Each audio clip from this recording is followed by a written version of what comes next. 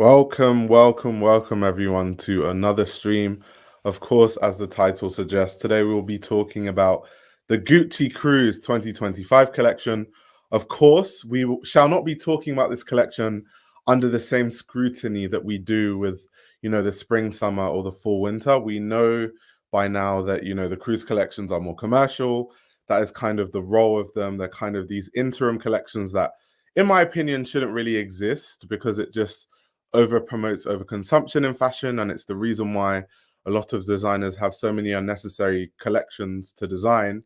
And I feel like personally that's what is causing their work to be watered down. But anyway, how are my fellow urbans, the live stream queue, the live stream crew? How are you guys? How are you guys? Yes, it is the top of the morning actually.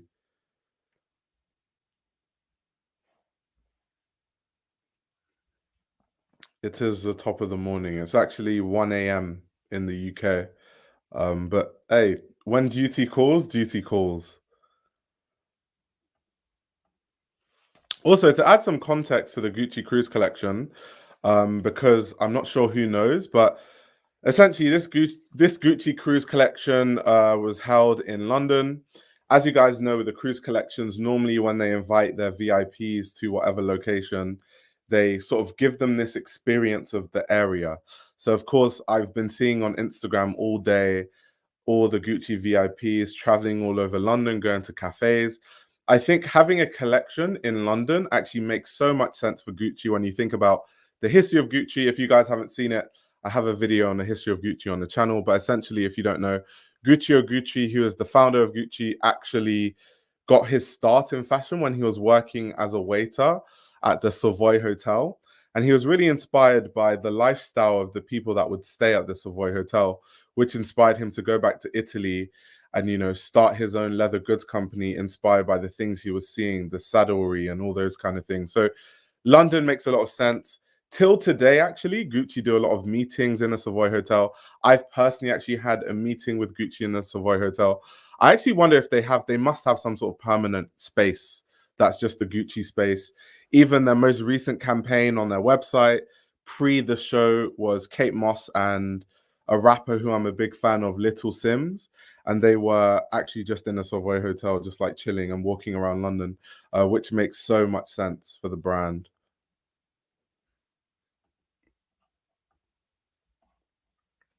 This is the campaign for people that haven't seen it. It's starting to look peak for Sabato. What did you guys think about the collection before I actually start talking about it? What did you guys think about the show and the clothing in the show? I had to flex on us mentioning the Savoy Hotel Gucci meeting.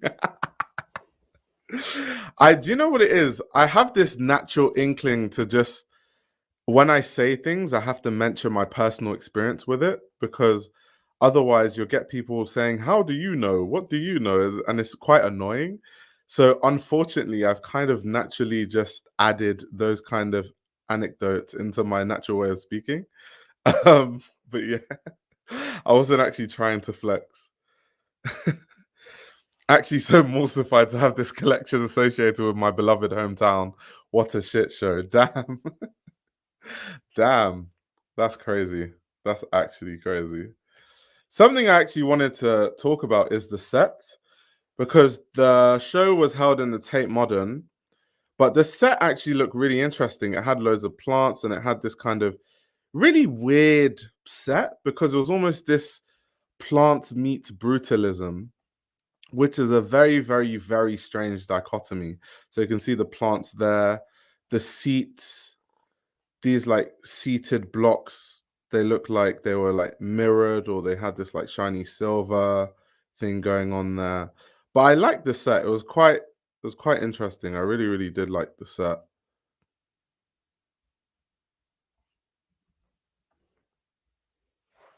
Yeah, as people are saying, set was nice, set was nice. I totally agree.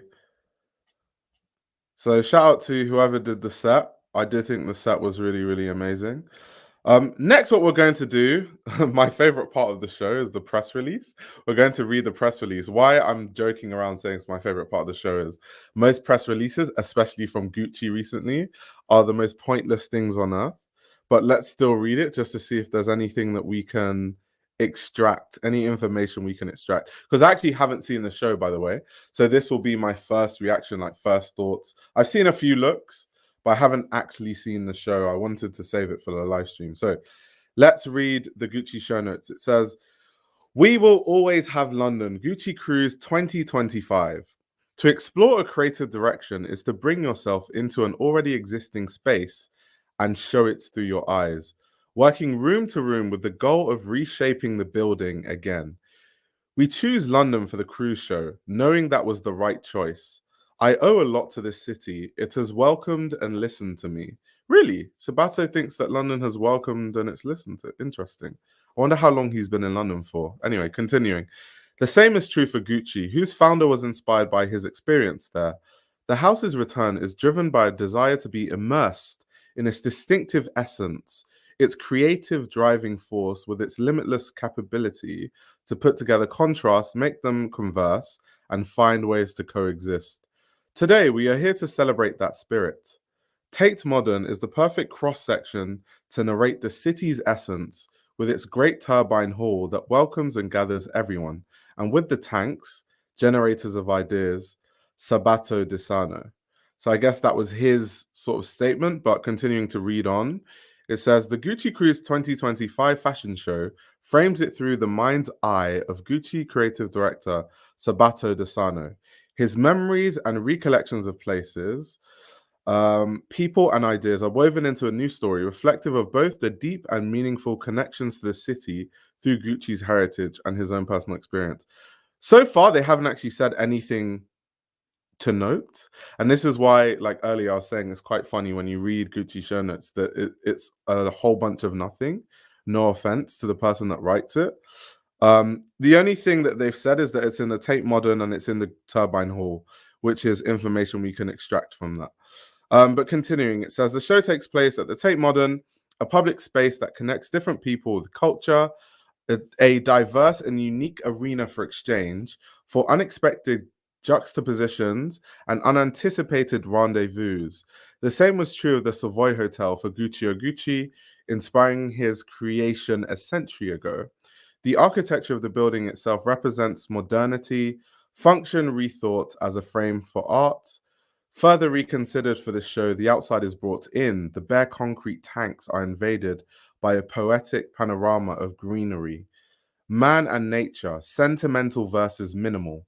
It again embraces duality, demonstrating two sides of London, two sides of life, a symbolic antithesis echoed in the collection itself. Okay, that's actually interesting. This whole idea of, this yin and yang of London as a city, the fact that London has its very brutalist, very hard side, very rough side, and then it has this really sweet side and nature side. That is quite a London thing, right? London is kind of like that, and kind of saying that the collection also shows these two sides of life. So I'm guessing, I haven't seen the collection yet, there should be this idea of, rough looks that are more edgy, especially if it's inspired by London, the city, and then looks that are more, lighter and going on holiday, and they look like you're going on a trip to Bath or something. But knowing Gucci is probably not going to look like that. But anyway, continuing, let me read the last paragraph. It says, 13th of May, 2024, Tate Modern, London. Fashion design is a means to study, explore, interpret. After having expressed my ideas of desirability and sensuality, this is another piece of me, more romantic, more contradictory. I like taking something that we think we know and breaking away from its rules. Okay, there's more to it. Interesting. Taking it as far as it can go without ever distorting it, bringing it towards its opposite and finding harmony. Well, let me see what Sabato just said, because these press releases tend to be a lot of words that don't go anywhere. Fashion designs is a means to study, explore, interpret. Okay, everyone knows that. After having expressed my ideas of desirability and sensuality, so I'm guessing he's talking about the earlier shows, which were kind of like this tailoring, but in a sexy way. Okay, that's interesting. This is another piece of me, more romantic, more contradictory. Okay, so I guess we're going to see a different side of Sabato in this collection, more romantic. I like taking something that we think we know and breaking away from its rules, taking it as far as it can go without ever distorting it, bringing it towards its opposite and finding harmony. Okay, that's interesting. I'll be looking out for that in the collection. I guess, okay, in this part of the press release, sorry, they've explained what exactly this contradiction is. So it says dichotomies, rigor and extravagance, strength in delicacy, Englishness with an Italian accent. I wonder what that means. Englishness with an Italian accent. What the hell does that mean? Um, Echoes of inspirations, ideas of our experiences of a city and its culture expressed through the clothes we wear, codes of dressing, of propriety and properness, here are subverted, used as a means of provocation. Short coats tailored in technical.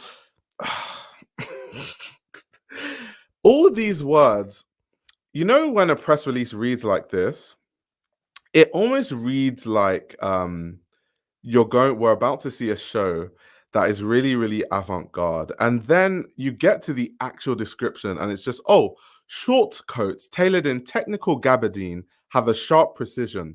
So we've gone on about, the contradiction and the brutalism, and the set was inspired by, plants and where that meets with brutalism. And that's inspired by London as a city, which has this dichotomy between the roughness and the upper class and the fine life that they live and blah, blah, blah. All of that just to get to short coats tailored in technical gabardine. Yeah, I think I've had enough of the show notes. If you guys want to read on, the show notes are always on Show Studio's website. That's why I get most of them. So you can find a press release for yourself. They talk about different details on the clothes, the lobster clasp, which people have been talking about. I haven't seen the show yet, so I don't know. And apparently it can be changed into a necklace. I think that was the piece that most people are talking about in this collection. And then they're talking about outerwear with ruffles and lace. All of that just to have those as products. Interesting, interesting.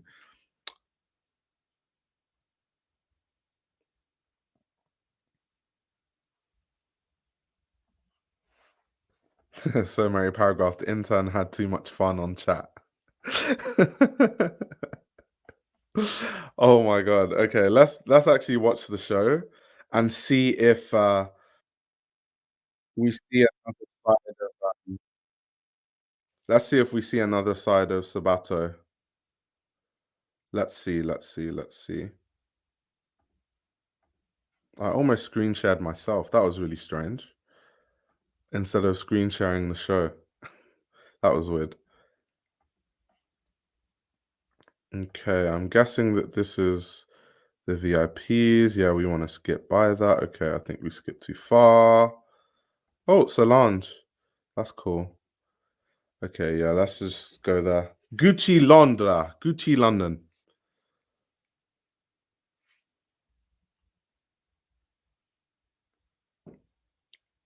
Let's see what Gucci has in store for us. I'm really curious to see because, based on the show notes, Sabato really saying that he's going in a different direction and this is his romantic side. I'm very curious to know what that looks like. Because till today, we don't really know what Sabato's design language is, to be honest. Okay, that looks very Alessandro Michele. This sort of like blousey. I can't really see it properly if that's actually a blouse, but that is so Alessandro Michele at Gucci, right? The pussy bow blouses. That's very Alessandro.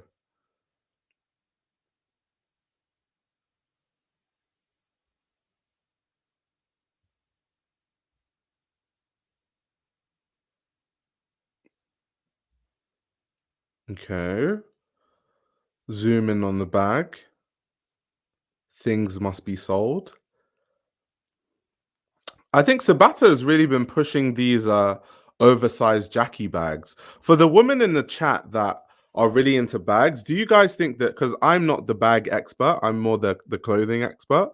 Do you guys think that these oversized Jackie bags that Sabato is pushing will catch on? Do you guys think, are women talking about these bags? Like, what's the temperature of these things?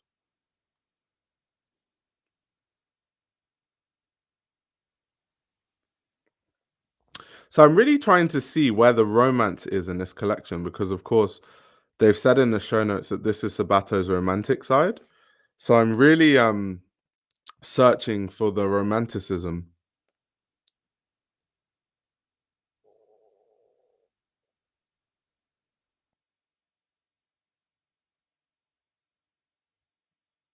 Interesting.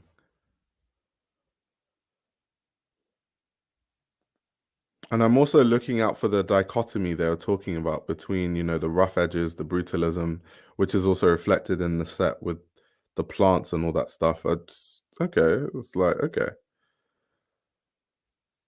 I haven't seen anything remotely interesting so far, but I'm open to having my mind changed.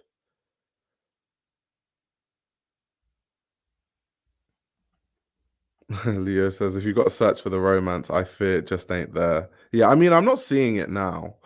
Because and this is the problem with some designers, maybe they're just not good with words, but if you say something is romantic and your idea of romance is just adding tulle and lace, then we need to have a rediscussion about romance.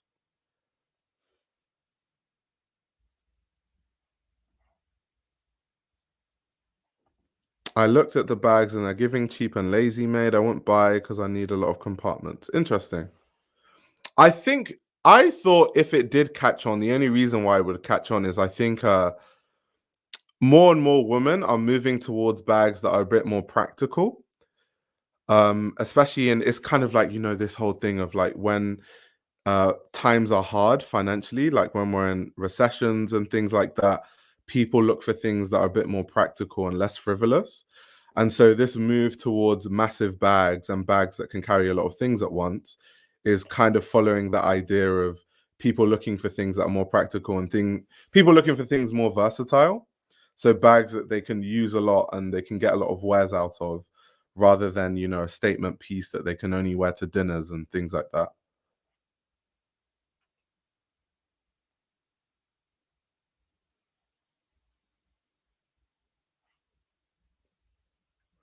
So the romantic side is more in the scarves, the dresses, and fluid silhouettes on the shirts. Is that, I guess obviously I'm not in his head, but does that constitute romanticism though? I see the floral prints on the denim, that's interesting. Tom Ford did something very similar, but of course with animals and all that stuff, and Alessandro Michele did that too.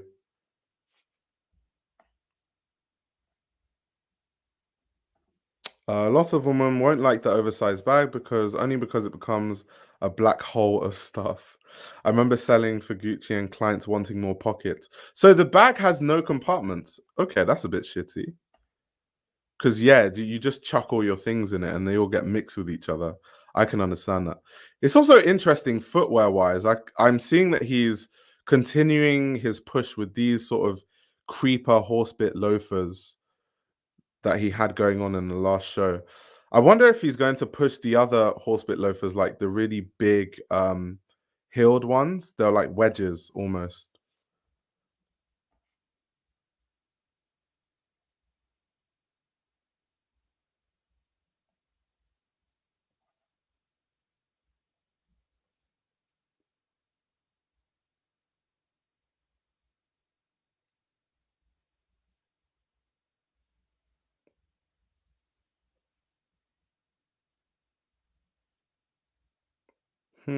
And now we have a suit. I don't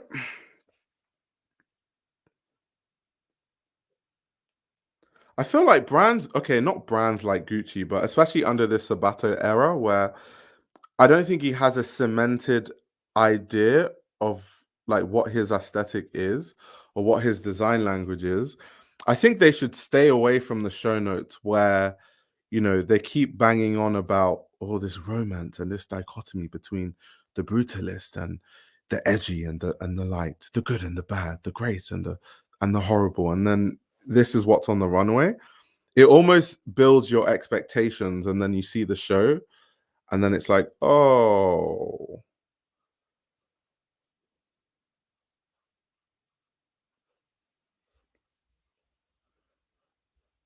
okay, one sleeve off, one sleeve on. Okay,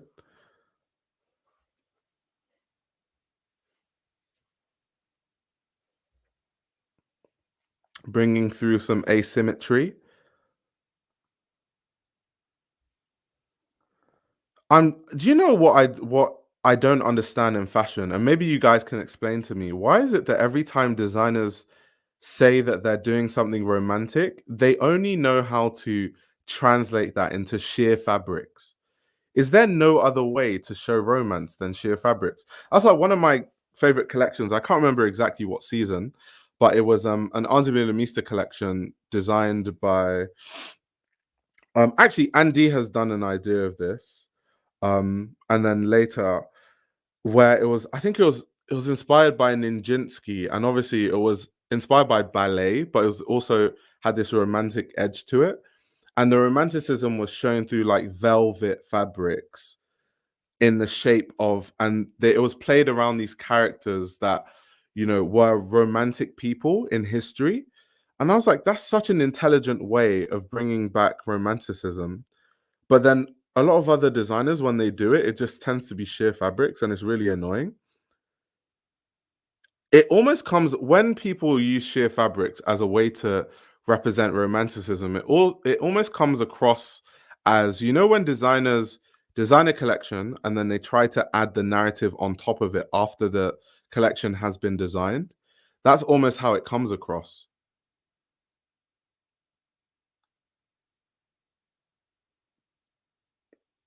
It's like, yeah, just slap a bit of tool there. Here's your romanticism.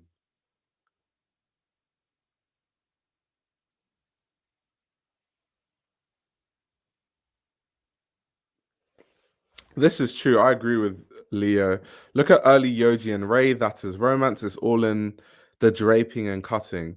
I definitely think that's definitely a big part of it too. But a lot of designers recently that have been doing the whole romantic thing, it just has been sheer fabrics, and it's like, okay,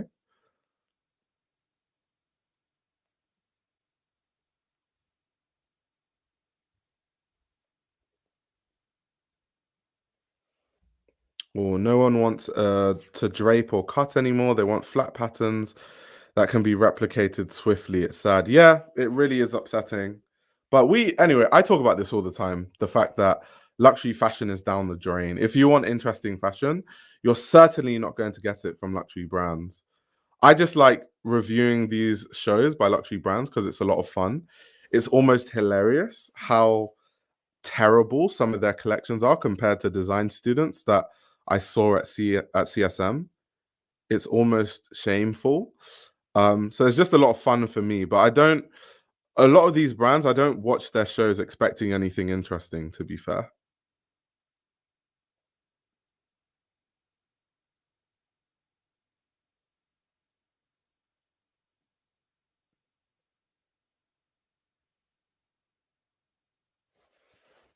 Yep. Support small contemporary brands. Definitely. Hello, hello, Rachel. Rachel is a very regular urban. We love to see that.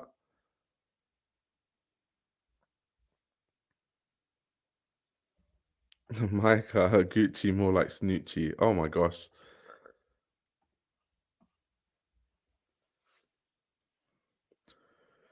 These dresses at the end are interesting. So I think if this is what he meant by his romantic side, because this is completely different to anything I've ever seen from Sabato at Gucci, that makes a lot of sense, to be fair.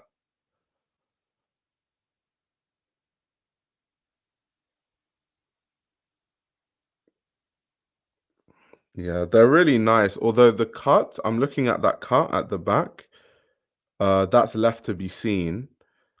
But in general, the dresses are quite nice.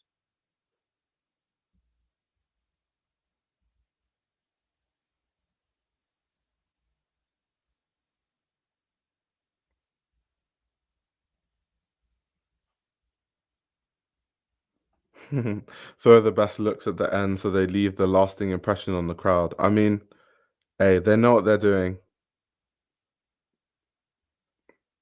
They're not multi-billion dollar brands for no reason, eh?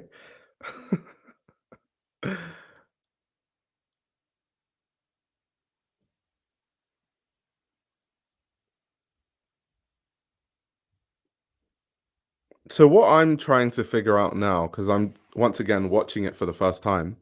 So this idea of romanticism, okay, that's very interesting. We've seen that with the last looks a lot more effectively than the sheer fabrics throughout the collection. But then I'm also looking at where is the edge? Where's the other side of things they were talking about? Where is that other side? We've seen, okay, they interpret like what how they interpret romanticism, but how do they interpret the brutalism of the, inspired by their ideas of experiences in the city, is what they said in the show notes, right? Those dresses do not represent someone's experience living in London because no one in London wears dresses that look like that. Because it rains in London. So first of all, you'll get soaked. Second of all, your white dress will be brown by the time people step on it because people are running to work to catch the bus and the train in London. So I'm just like, where? And that's why with these show notes, it's just like there's some interesting details. I know Sabato likes to talk in this very intelligent way. I don't think his design is that intelligent, where he says, I like taking really modern things and just transforming it in a way that people don't expect.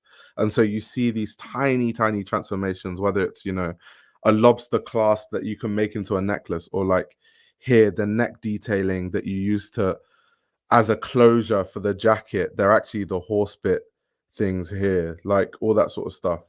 But the way Sabato talks about it, you would think that he was like Madeleine Vionnet and like creating the bias cut.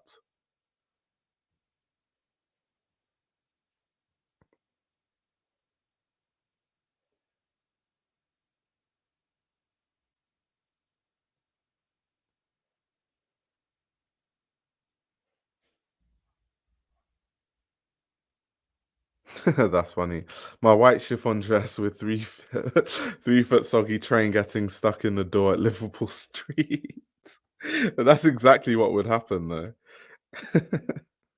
That is exactly what would happen.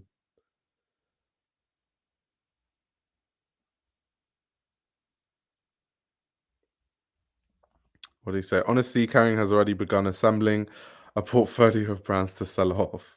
This conglomerate won't exist anymore as we know it by 2030. I almost agree with you because, like, even just the styling, like, what is going on here with the styling?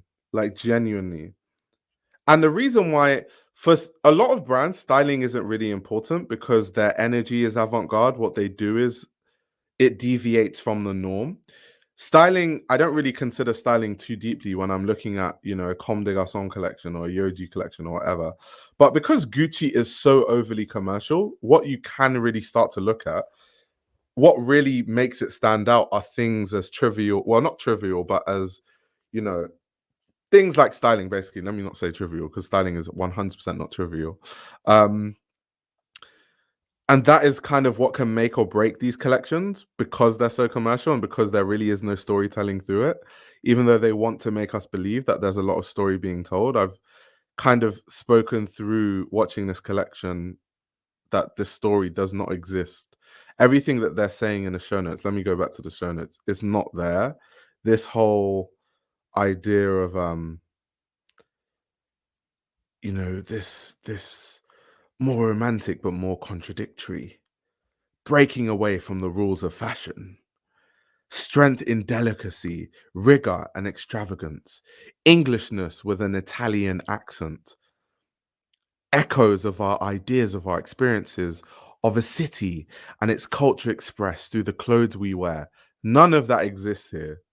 None of that exists in what I just saw here at all.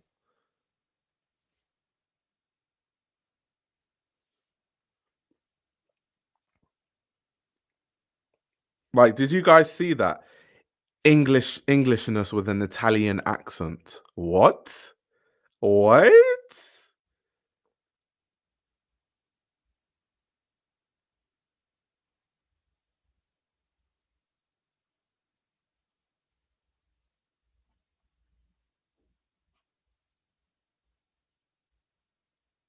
And it's not even like I don't a lot of these designers, I don't have an issue with them. It's just that they're not great designers, no offense. But like it's just like, is this what fashion has come to? Genuinely. Like, and I keep saying it, the kids that I went to school with at CSM would literally have a cakewalk with a collection like this. And they didn't even have money for fabrics. They were getting dead stock fabrics from friends and designing things that are way more interesting and had like a true story. And the story was reflected in everything they do, whether it's the campaign, whether it's the set that they design for their shows, that are normally in random ass places that they can afford, like pubs. It's just like, what? The biggest brands, the biggest budgets, and these are the collections. And as someone who I think why this kind of stuff is always going to be painful for someone like me, and I will just say that this is a resort collection, so I'm not like it's not that deep. It's supposed to be more commercial than normal. But why these things hurt me so much is I got into fashion reading about Diana Vreeland's work at Harper's Bazaar and reading The Face and learning about subcultures in London and in France and in New York and learning about the club kids and learning about John Galliano and Alexander McQueen and then going back and learning about the likes of Madeleine Vionnet and Christophe Balenciaga and Paul Poiret and all these designers. And it's really messed up when that's kind of where you're coming from on an understanding of fashion.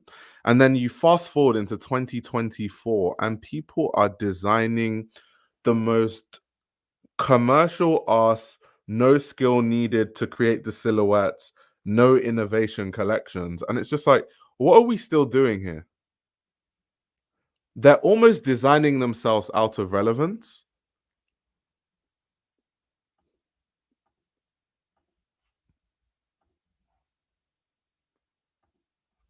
Let's have a look at these looks up close because I want to see if there's something I'm personally missing. Let's see. These these ballet flats, I call this the Miu Miu effect, no? The fact that Gucci is doing ballet flats and Miu Miu and Prada were, they've had an insane financial year is very, very interesting. And this is what I mean about Gucci designing themselves out of relevance. The designers are so out of ideas, they can't even design something original or really find their own aesthetic. They're just going with what is selling right now in like for everyone else. So he's made these Horsebit sort of flats. Interesting.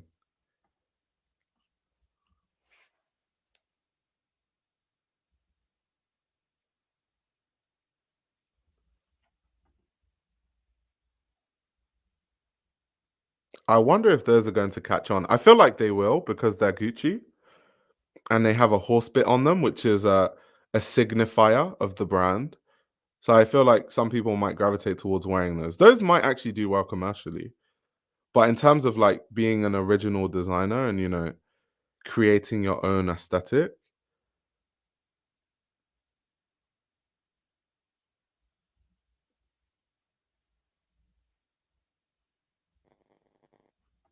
yeah, I also thought it was giving Miu Miu slash Prada multiple looks. Yeah, I agree. That's literally what I was seeing, but obviously not styled as well, which is not great. Because Gucci is a way bigger brand, so they have the budgets to get a good stylist for these things. You always go live when I'm on my way to work. Where do you live? What time zone are you in?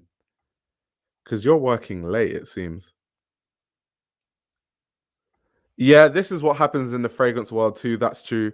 Copies and copies of what sells. That's very, very true. It's kind of like there's always a fragrance that sort of sets the tone and changes the industry and changes the way that people make fragrances.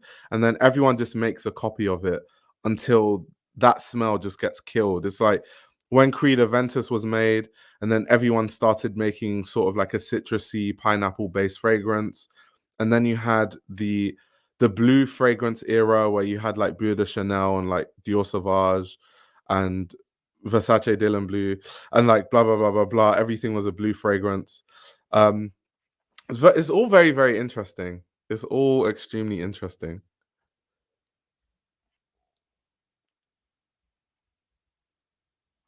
It's a mismatch of several brands because not everybody needs to make clothes. Yeah. To be fair, these are wearable by average consumers. Alessandro's runway shows are artsy and wild, but it's difficult to style on a daily basis. Yeah, I agree with that. I think my only issue with a lot of these collections, and I've said this in past streams, where a lot of brands are starting to look the same. It's kind of like this effect where Le Mer looks like the Row, which ends up looking like Gucci, which looks like Xenia, which looks like Phoebe Philo. And it's almost like that what makes fashion interesting is everyone has their own design language and their interpretation of how they design clothes and how they want fashion to look like, or how the fashion that they desire to design, right? But when you have an industry where everything looks the same, there's no point of difference. So the same clothes that you can buy in Zara are the same clothes that you can buy at Gucci, like aesthetically, obviously not quality wise, but aesthetically. Um, so it just becomes like, what is the point of brands existing if they're just going to do the same as everything else? Can you imagine having to choose to pick the same black shirt from like 50 different brands? That's a headache. It's almost like they're making the job more difficult for each other. Okay, I knew this would be embossed with Gucci all over. That's why I zoomed in.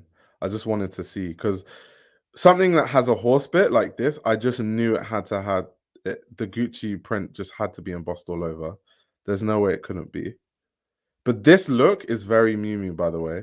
This sort of like long sleeve, short dress with the flats, very Miu Miu. Extremely Miu Miu, not actually very. Ah, you work a night shift in the hospital. Enjoy your night shift. You're doing the great work of the land, keeping people alive, doing the good work. Yeah, Baccarat Rouge, by the way, going back to the fragrance conversation, is another one that changed the industry and everyone made their own version of Baccarat Rouge. Yeah, yeah,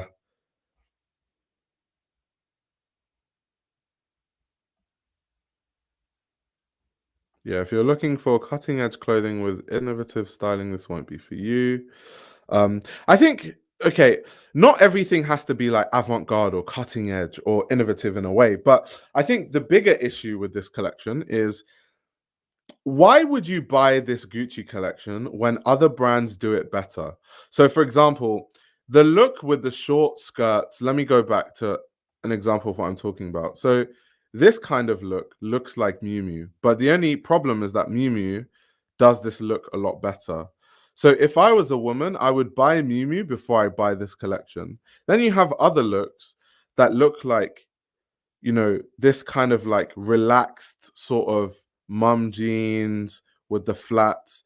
But like Phoebe Philo does stuff like this with the like baggy shirt. She's been doing this for years. And obviously now that she's returned, this like baggy shirt with jeans, but the Phoebe Philo one would probably fit better and be styled better. So it gives women a better understanding of how to wear it in a more stylish way.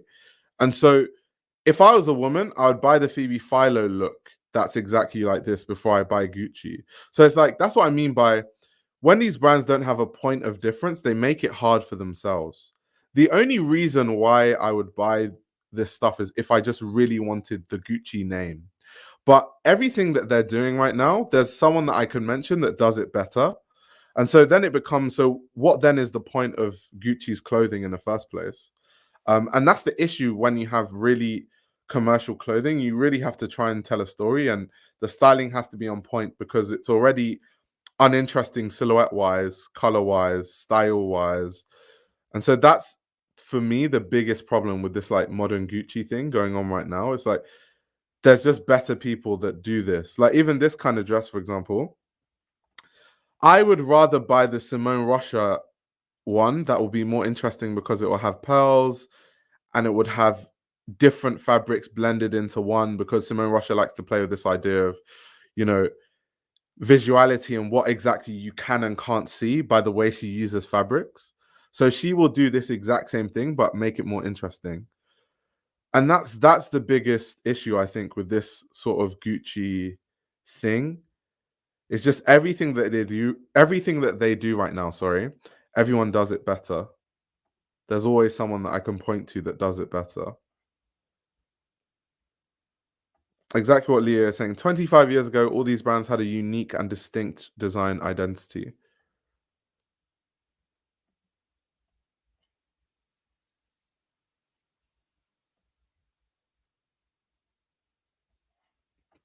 They are relying on brand codes and designing the same thing with different marketing.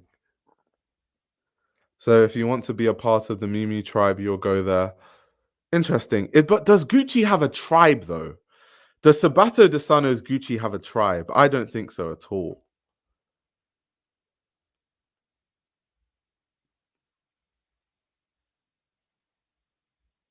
Gucci is making prices higher but copying, so why do you buy a more expensive copy? Exactly.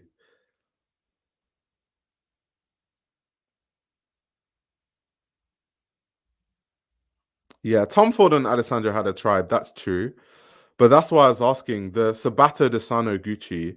It can't have a tribe because there's nothing distinctive about it. Tom Ford's like Gucci was really distinctive. Alessandro Michele's Gucci was even more distinctive. So I don't. Yeah, this clothing is not really the kind of clothing that warrants a tribe.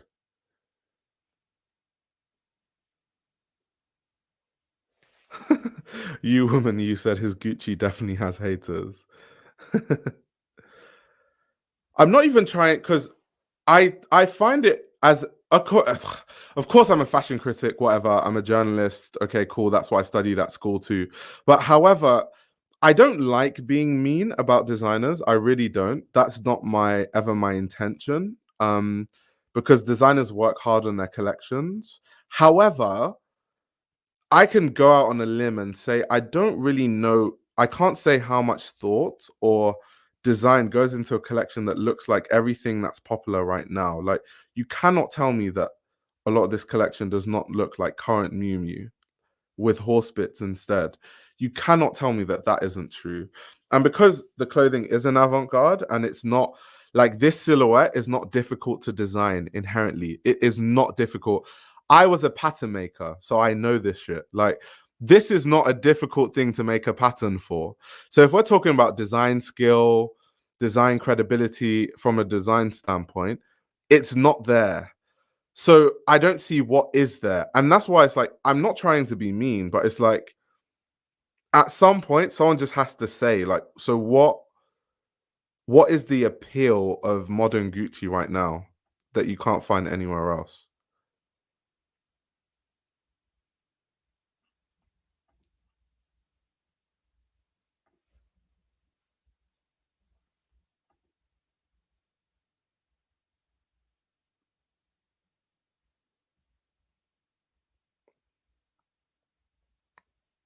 Even just styling wise, why is one end so much longer than the other? Is that supposed to be some like avant-garde thing? I just think it just looks badly styled. Like that looks badly styled.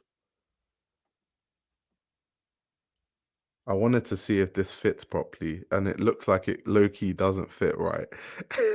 I saw that from a distance. I was like, that doesn't look like it fits right. This right-hand side looks odd. Anyway, moving on.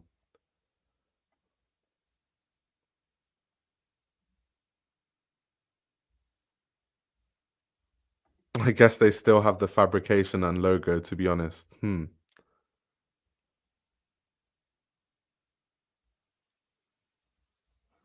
Damn, Leo says styling could have really elevated this in brackets for dumb consumers, but they couldn't even do that.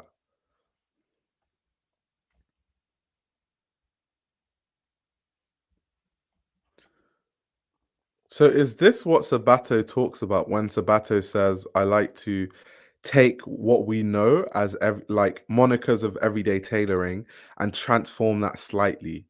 Is that what he means by just making these lapels kind of peak outwards to both sides? To be fair, what I will say about Sabato's Gucci, I do like this color of red that they're trying to push. I don't even think it's red. It's more like a kind of like a winey, maroony kind of color.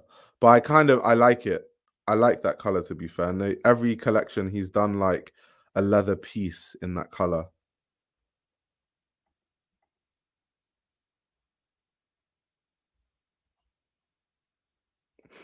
Archive pages on IG finna post these in 25 years and say timeless design. Stay strong, guys. Exactly. Mimi has great styling that elevates it to another level. Yeah, we've talked about that in the past. Lotta Volkova, I think, does styling for Mimi. She's doing a really good job.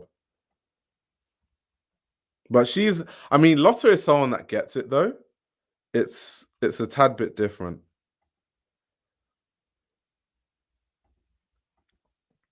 I'm curious to see some of the details if there are on this blazer. Okay.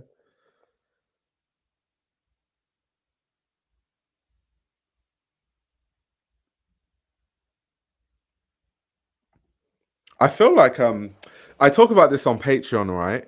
Where it's kind of sad that consumers don't care about the quality of clothing anymore because quick story time. So last time I was at Paris Fashion Week, I was invited to the Givenchy Risi.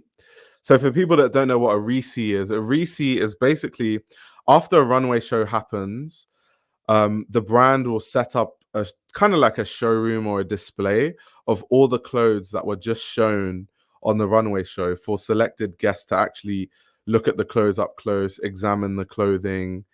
You might even, if you're important enough, someone from the brand might even take you round and actually explain everything to you look by look. So I was lucky enough because I was with someone important at the time when I went to the Givenchy Risi. I was lucky enough to have someone take me round and actually look at each look, like everything look by look. And something that really stood out to me because I was really like inspecting the clothes, like looking at the lining, looking at the way it's sewn, looking at every single detail. And I almost looked weird.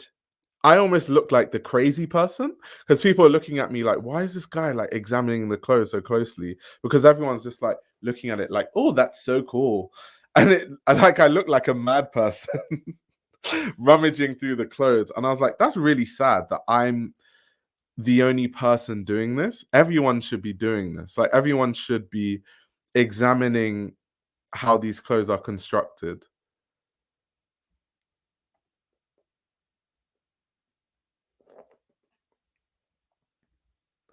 Io's got crazy motion. I don't have motion. I only get to go to those things by association. It's not because of me. I'm not important enough. And even if my platform was big enough, I would never be invited to a lot of these things because I talk to I'm too much of a straight talker. Most people that have YouTube channels or make content around fashion, they dilly dally around fashion topics because they want to be invited to the shows and stuff. And I just don't care. So I just say, I just say it how it is. But obviously, what that means in turn is that they're never going to invite me to a lot of these things, which I don't really care. I do not want to be invited to shows like this where this is the clothing that they're presenting. um, so I think there we go. It is what it is. There's different people online for different kinds of audiences. I guess my audience appreciates the way I talk about fashion. Otherwise, I guess you guys wouldn't be watching.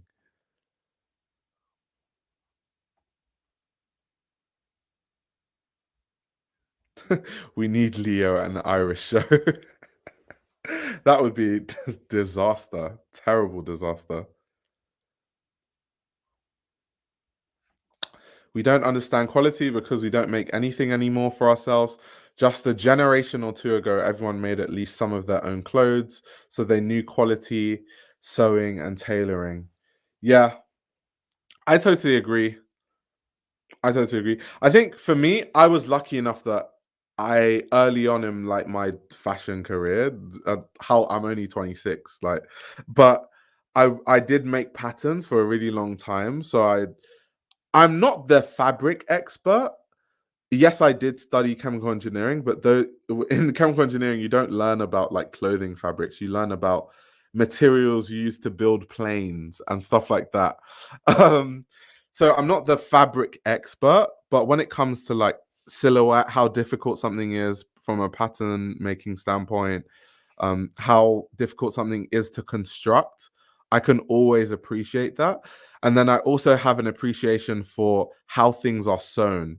Because obviously, as a pattern maker, when you work with a seamstress, you basically have like a partnership, your partners, because I'm trying to make the seamstress's life easy.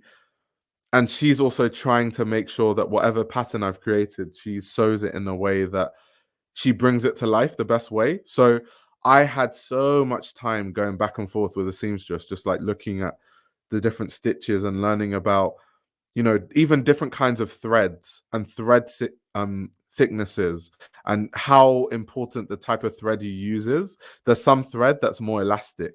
So if you want something to be stretchy, then you have to change the thread you use. Some thread is like really structured and really hard, but it's also stiff.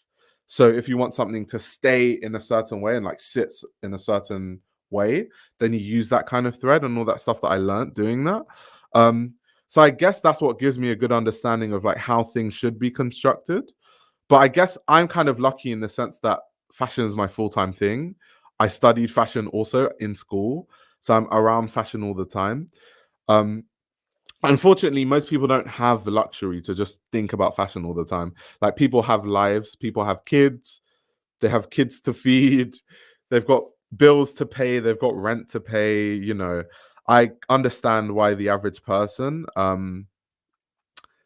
doesn't know about things like that. And I don't think it's anyone's fault. I just think that I blame the brands because they could be doing the educating for the consumers, but they don't want to do that because they want to cut corners and cut costs by selling cheaply made like garments to everyone. And then you have people like me that are just like, do not buy this shit. It's terrible. Um, and then the PRs are like, we are not inviting him to the show. He is not coming to the next show. Do not invite him to the next show.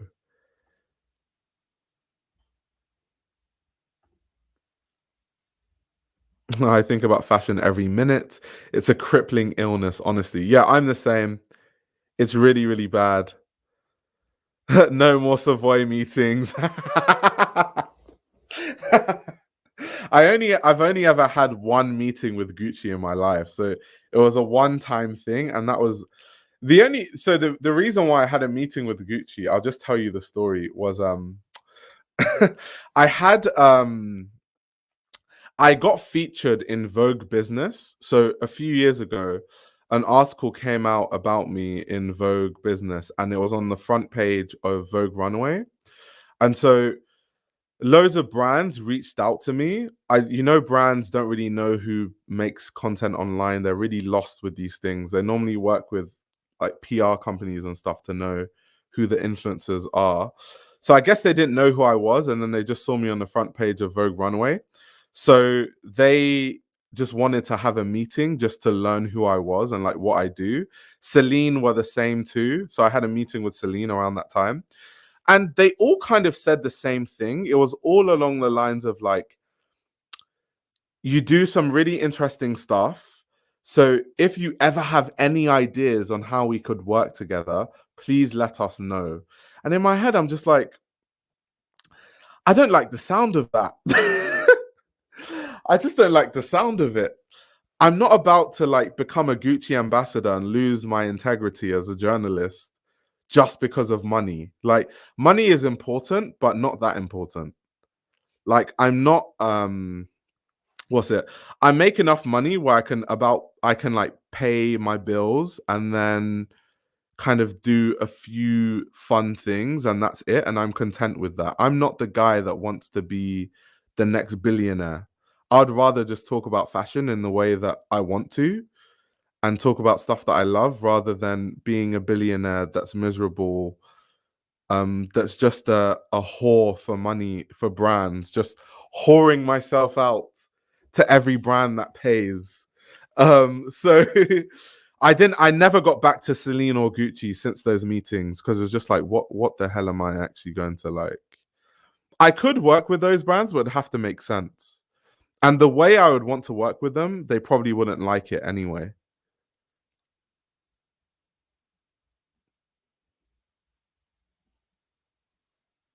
Gucci cheerleading as part of the job.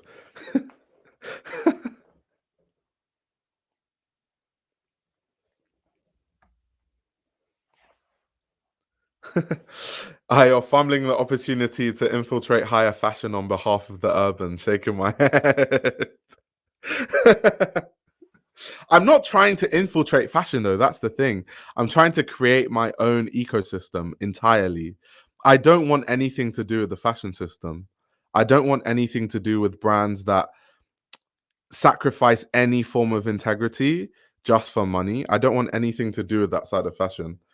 I want to create an ecosystem that's more about people that love the craft of fashion and love design and all these things.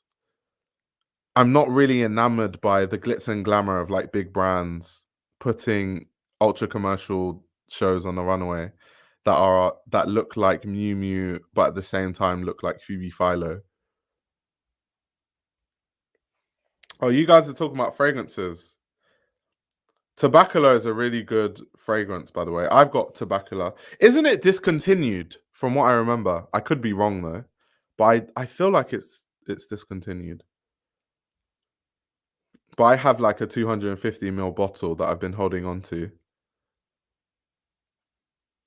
If you guys want a life hack with Dior Privé fragrances, I don't like obviously I don't get sent this stuff. I'm not important enough, but Dior Privé is one of my favorite like fragrance lines alongside so many other fragrance lines, but I only buy it in duty free because in duty free in the UK the discounts are insane.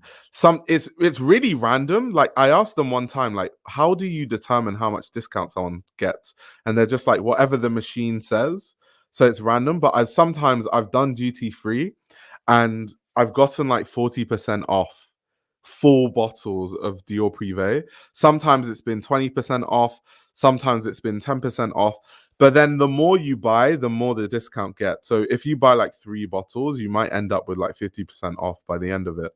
Um, so if you guys are trying to get Dior Privé for the low, because it is quite expensive, and I never ever ever pay full price, I refuse to. So that's how I get my Dior Privés. Because I remember when I still had my fragrance channel, people were like, "Oh my god, like you must be so rich to afford all these fragrances." And I'm like, "Lol, I am definitely not rich. I just go duty free. I just wait till I travel, however long it takes, and then I buy it in duty free."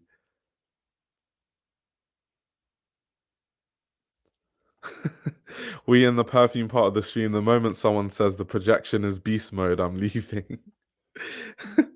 Those are the fragrance YouTubers. The projection is beast mode. I find the fragrance community so fascinating, like the way fragrances are marketed. Like you have these fragrance YouTubers that talk about like if you wear this fragrance, this is a panty dropper fragrance. And I'm like, who the hell is silly enough to think that wearing a fragrance is going to make a woman's pants drop? Like, are people really that gullible? And then you have people mad in the comments like, I bought this fragrance off of your recommendation, and I haven't gotten any compliments from women. And it's like, God damn, you need to work on yourself, sir, before you go on YouTube and start projecting on other people.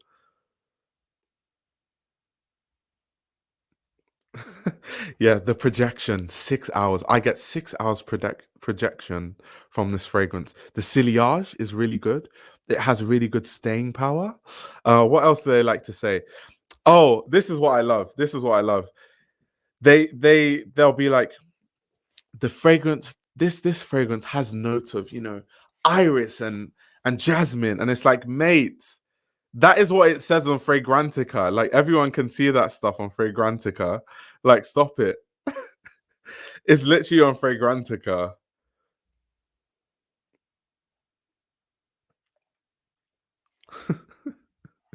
There isn't a single smell that can make my pants drop.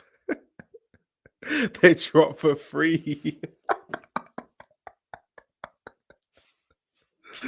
Oh my god. That's hilarious. Yeah, the panty dropper influencers are annoying. You know what? Let's do, since we're in this part of the stream, we've talked about the Gucci show.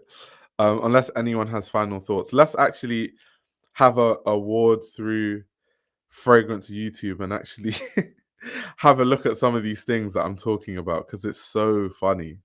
Like, panty dropper fragrances. It's like, who talks about fragrances like this?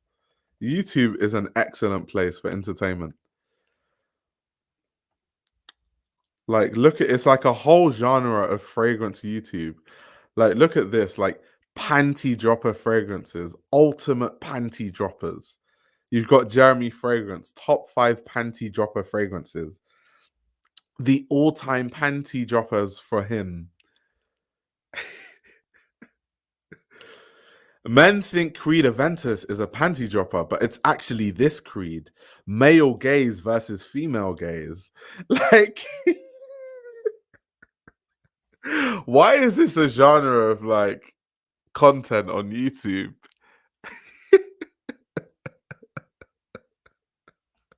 Like, why? And I remember I saw this video, right? I saw it was cracking me up, because obviously I'm really into fragrances, so I know a lot about a lot of these content creators. Like, even this woman on my screen, Melissa, she is hilarious for this stuff. Like, she has something that she says. She'll be like, this fragrance is Pound Town galore. Like, let me see if I can find she'll say like, it's Pound Town certified. Let me see if I can get this. Melissa Pound Town. Yeah, certified Pound Town galore fragrances. I cannot make this stuff up. I cannot make this up. Certified Pound Town galore fragrances.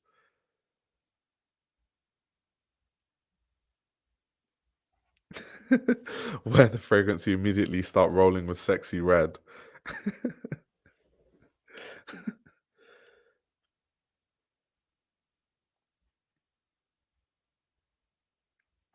This is how obsessed I sound when I talk about Lee and John just spouting technical jargon, ready to wear spring summer 1999.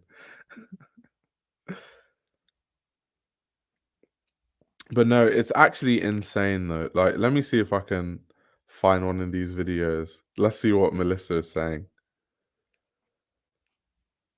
Hello, everybody. How's it going? We're talking about the criteria needed for a fragrance to be inducted in the Certified Pound Town Galore Hall of Fame. All right. If you're new to my channel and you don't know what that means, Pound Town Galore is essentially a phrase that I coined, which represents a certain amount of fragrances that I have worn that have been met with such a feral reaction that shit has went down. I'm not talking about words, I am talking about actions.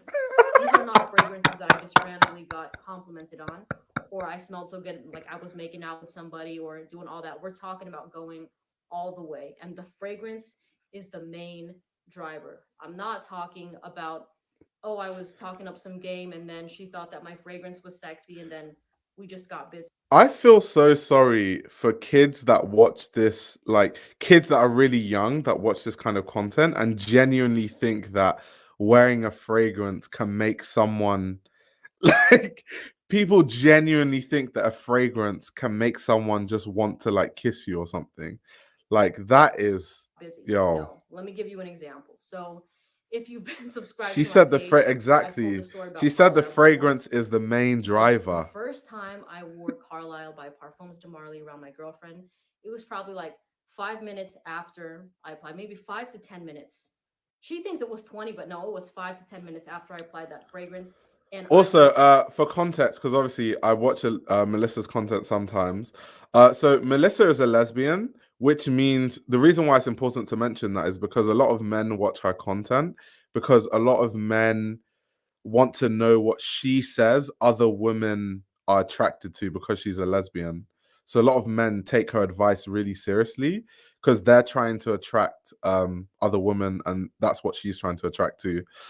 So that's why like a lot of men watch her content, just for added context. I was literally or just around her in the vicinity. I wasn't close to her. I just like walked past her.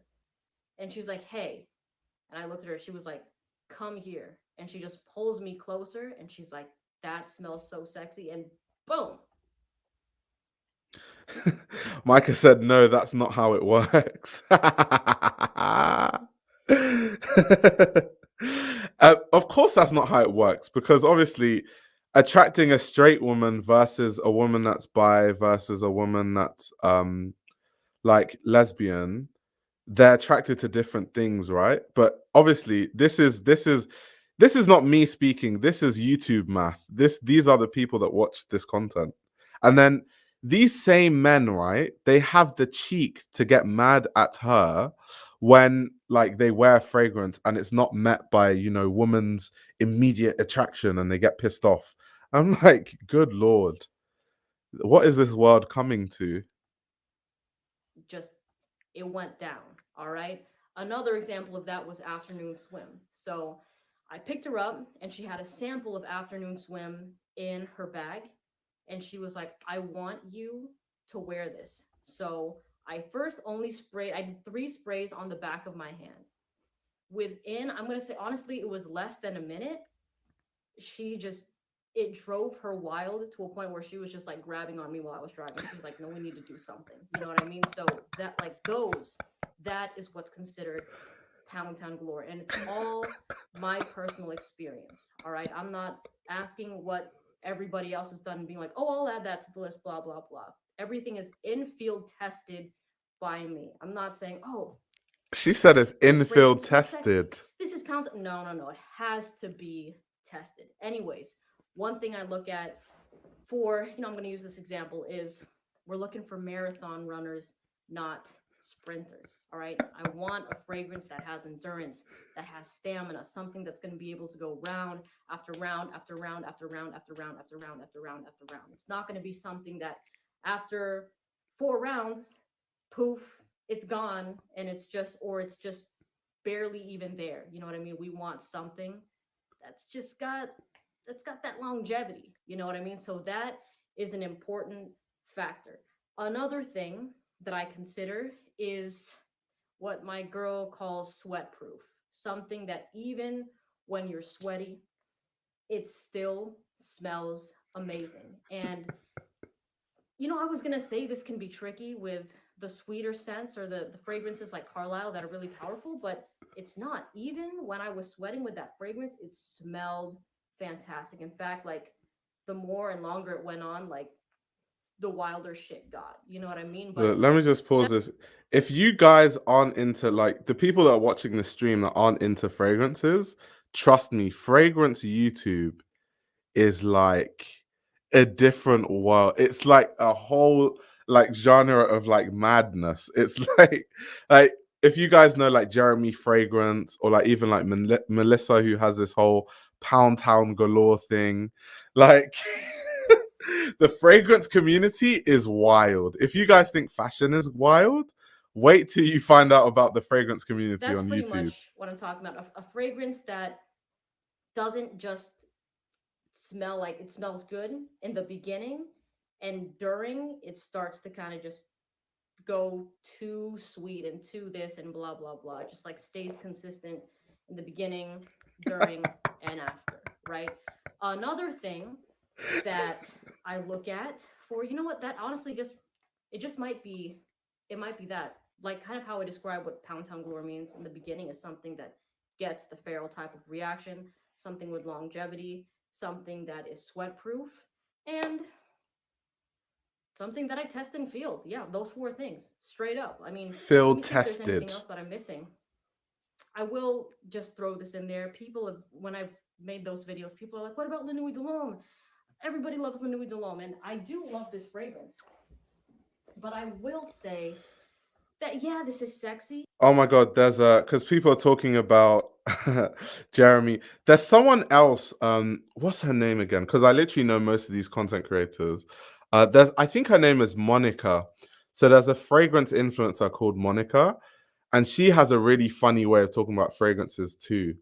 Um, because a lot of people watch her content too because they think that whatever she's like a lot of men are weird, man. Men are really, really strange. Honestly, men are really, really strange. So a lot of men on YouTube watch her content because they think, well, to them, she's attractive, right? So because she's attractive to them, they think that if they buy her recommendations, that then, anytime they wear that fragrance, because Monica said woman like this, then every woman must like it because Monica said, you know, woman like this. And I think Monica's attractive. So every other woman I think is attractive is going to think that this fragrance is amazing. That is the twisted level of like thinking that some men have. It's like so sad. It's really, really sad. But anyway, let's continue watching this. But it is not in the same, like, how do I say this? It's not in the same league as the rest of the fragrances that I have tested in that are a part of that list. It's great for beginners. I think if you're new to fragrances and you're looking for an entry level one, this is fantastic. And I mean, I'm wearing it as my scent of the night and I love it. But it just hasn't, it's not with the big ballers. At least with, like, so far, I mean, it gets great reactions. It's gotten me great reactions, but not like the other ones have. If you're curious about my list, I try to keep you up to date and tell you like which ones are like newer, which ones are added. So like literally YouTube my name, Melissa National, Pound Town Galore, and you should see what I'm talking about. But a very simple criteria, and that's pretty much it. Oh, I don't know if yeah, I did mention in the beginning that the fragrance is the main driver. That it's because that the fragrance smells so good, it leads to that. Yeah, I mean, because of the anything thing else. about Good fragrances is that conversations. it's a big part of fashion, right? Because fragrances make a lot of money for these brands. So a lot of people, it's very understandable why a lot of people into fashion are also really into fragrances. Um, they almost come hand in hand, right? So yeah, it's quite interesting that a lot of people in the chat already know like who a lot of these They're people like, are oh, and that stuff. just It's the really fragrance cool. happens to be there. No, it's the main dish for that. I guess that's why it's such a, I don't want to say elite list, but in terms of that, when it comes to sex fragrances, then yeah, it's my elite list for me. All right. Anyways, have a good day, and I'll see you in the next video. Bye. I need to show you guys Monica because people men are just strange. Men what's her Monica Chioch? Yeah, perfume. Um let's see. Cause she sometimes she'll do like fragrances that women can't get enough of. And I'm like, why are people so interested with, title fragrance videos that have those kind of titles? Like, no, anyone with half a brain cell knows that every woman is unique and every woman is different. So one woman might think your fragrance is sensational, and another one be like, "Oh my god, that's disgusting. Your smell makes me want to vomit."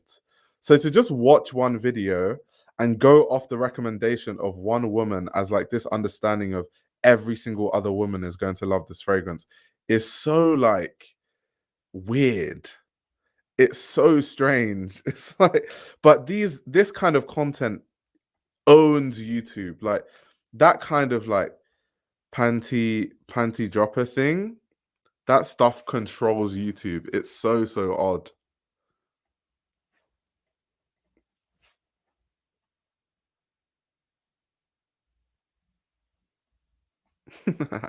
Axe is the key to women's hearts. Oh, we love a bit of Axe. We love Axe.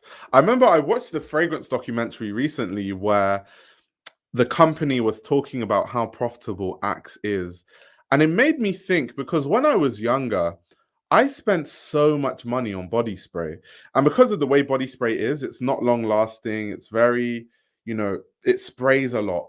So sometimes you'll just go and like spray it everywhere.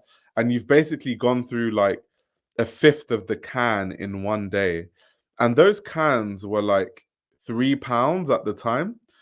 And when I do the maths, now obviously because I'm really into fragrances, I was like, if I just bought like a cheap, decent Calvin Klein perfume, it would have lasted way longer than all those Axe cans that I just sprayed away.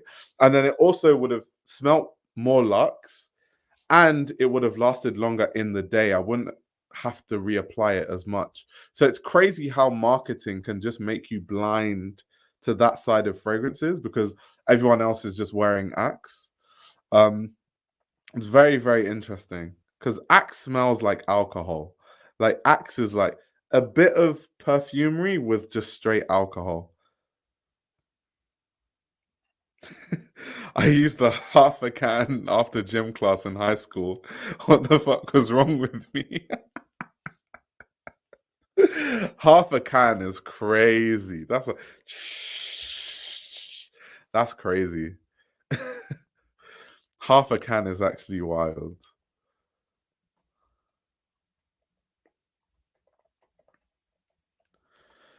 Pound Town galore. I want to see if we have some other panty dropper fragrances that these guys. This person is saying, see what I mean? Like, look at these titles. Like, all women love these fragrances on men. No, that doesn't even make sense. Like, look, we have to watch this There one. are very few fragrances out there that truly have the seductive effect that will make a woman captivated by you and just be interested in you by your scent alone. The fragrances I'm sharing with you today do that for me and every woman I know. First is Tom Every Ford woman you know, Rosewood, a dry flipping. woody scent that has How do these YouTubers get away with like these mad claims? How do they get away with this stuff? Like sometimes when I watch these videos, because I just watch fragrance YouTube online for entertainment, because that's really what it is. But like, how do they get away with these claims? Every single woman I know loves this fragrance. has, of course, oud, it has rosewood. There's a spiciness in here, a very dry spiciness, like a little bit of a pepper facet, a little bit of vanilla and amber in the background that adds a lot of warmth. This is a captivating Obviously, for context, by the way, because I'm not sure how many people know, but so the reason why these fragrance YouTubers promote fragrances so hard is because a lot of them have like affiliate links for the fragrances. So how many they can sell literally means more money for them. So a lot of these fragrance YouTubers, when they're like, every single person likes this fragrance, it's a blind buy worthy fragrance. You don't even need to test the smell, just buy it, which is the worst advice I've heard in my life. How the hell can you know if you like a fragrance or not without testing it? Everyone has different tastes. We don't have all the same taste in fragrances. So this idea that it's blind buy worthy and all that stuff, that really is just for them to get you to buy the fragrance like through their affiliate links. So then obviously they make more money. So that's why they explain fragrances in this way. It's really, really strange. scent. This is for a manly man. This is for a man that is not afraid to turn heads and be bold. It is an intense scent, but it is a very likable scent. Very few people that I've ever met dislike this. Even people that are not into fragrances still love this. A bit more on the affordable side, we have Givenchy Pie. This is mainly a vanilla scent, but it has beautiful aromatics in the opening. You have tarragon, rosemary, these lovely herbs, and then it dries down to just a really rich, warm, welcoming vanilla. I think this is the best kept secret of cheapies. It's a magnetic scent. It radiates warmth. It makes people want to come closer to you. Very, very sensual. There's pine in here. There's mandarin orange. There are touches of delicious almond in here as well that intertwine with the vanilla. And it just creates such a sensual, captivating blend that for the price point, you can do no better. No surprise here, YSL La Nuit de l'Homme. This is super popular for a reason. This is seductive. No woman dislikes this scent. Oh, everybody loves this. This is a cardamom Yo, these explosion. claims. No woman dislikes this scent. Now go shop through my link. I can't believe these fragrances little are bit of real. freshness that you get as well. I You can't think believe that the these scent is videos are more real, like sorry. lavender, vetiver, but really it's centered around cardamom, which is a little bit of a sweet spice. It almost satisfies that sweet tooth craving without it being actually sweet. And Is she women getting fall sent for Sabato this. show Now, if you're not notes? about the Oh my mainstream god. stuff and you want something a little bit more unusual and mysterious, go for French leather from Memo Paris. This is a leather scent with a touch of rose and lime. It is unisex, but it is so seductive on a man. It's a very smooth leather. It is truly a mysterious fragrance, not too intense. This is a gentleman's scent, a gentleman in a suit, perhaps with a little mustache, very classy, European vibes all the way. Now, here is a brand new one. This is from M. Micallef, and this is called Red Colorado. This fragrance takes you through the Midwest. This smells like a sexy cowboy. It is so interesting. This is a woody, spicy leather scent. It opens up with piney, fresh notes, bergamot. Then you get like a burnt cedar. You woman, are you talking about fragrances like Molecule 01 and stuff like that? Is that what you're talking about? So it quickly transitions to like if you really burn cedar, you know that scent.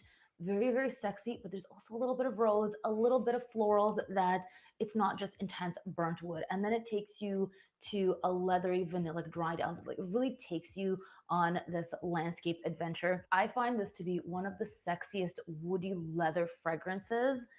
Really captivating. Like you smell like a sexy cowboy. Then You smell like a sexy cowboy. Why? Yo, fragrance content is prime time entertainment, prime time comedy. What? You smell like a sexy cowboy? No, we need to watch that bit again. That was entertaining. a little bit of rose, a little bit of florals that it's not just intense burnt wood. And then it takes you to a leathery vanilla dry down. Like it really takes you on this landscape adventure. I find this to be one of the sexiest woody leather fragrances. Really captivating. Like you smell like a sexy cowboy. Then Myrrh and Tonka. No, we need to find more video. Someone said Curly Fragrances. I know who Curly Fragrances is, by the way. She's really flagrant with the whole panty dropper things. I need to find one of her videos. She's like flagrant with it. Doesn't Curly Fragrances have a girlfriend, right? Or I could be wrong. I could be wrong though. Like, see what I mean? These colognes will turn women on. There's no fragrance that like where why do people watch this stuff? Hello, my handsome. To be fair, sexy I'm duty I'm bastards. actually I'm Welcome actually back. a hypocrite. I'll be the first person to say I'm a hypocrite because I watch it for entertainment. So I'm saying, why do people watch this To my stuff? And I'm channel. So literally you the one want to watching know it. what So I'm definitely a bigger hypocrite than anyone else. turns the ladies on? My man, I can guarantee you that 99.9% of these fragrances work. So with these fragrances, you're gonna get pussy guarantee.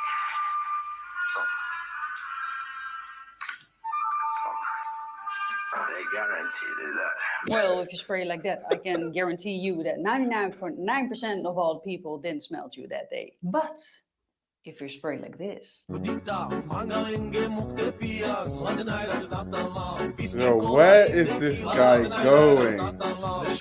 The Well, way he was spraying, he's about to kill someone wherever he goes. turn on, you get noticed 99.9%. I can guarantee that. Okay, guys, so today I'm going to talk about 16 fragrances. Yes, I got 8 designer fragrances and 8 niche fragrances. He said, not the sign that says sexy in the background. I warned you guys. I warned you that this part of the stream would be a segment on fragrance YouTube. I told you it's a whole world of just madness. It's honestly just a world of absolute and complete madness. So yeah, you guys are in for a ride, a real ride. Fragrances, so we got here something for everyone. But before we start the video, I got an amazing discount code for you guys on the website Max Aroma. If you order something above $90, use the code CURLY10. This gives you a 10% off. Plus, you're gonna get a $30. See guys. So this is the code. So if you use the code CURLY10, you get 10% off. So now I'm gonna tell you 10 colognes that will turn women on. But don't forget to use the code CURLY10. A gift card in your email that will be sent to you in about 6 days. This code will only work for 10 days. So you better make up your mind if you want to order something. You're basically gonna get $40, so you don't want to miss out. Now, if you are that guy that sees this video like weeks later, you can always use CRLY10 for a 10% off. Guys, that is the reason why you need to hit the notification bell, so you don't miss out on amazing deals like this. I always try to give my sexy bastards something amazing, so make sure you don't miss out. Gentlemen, make yourselves ready. I always give the audience something amazing, so make sure you don't miss out. I'm telling you some of the best fragrances that exist on this planet. So if you use the code CURLY10, you will be amazed by what you can get. Ready, grab yourselves a cup of coffee and put your balls in a good position, and let's get into it.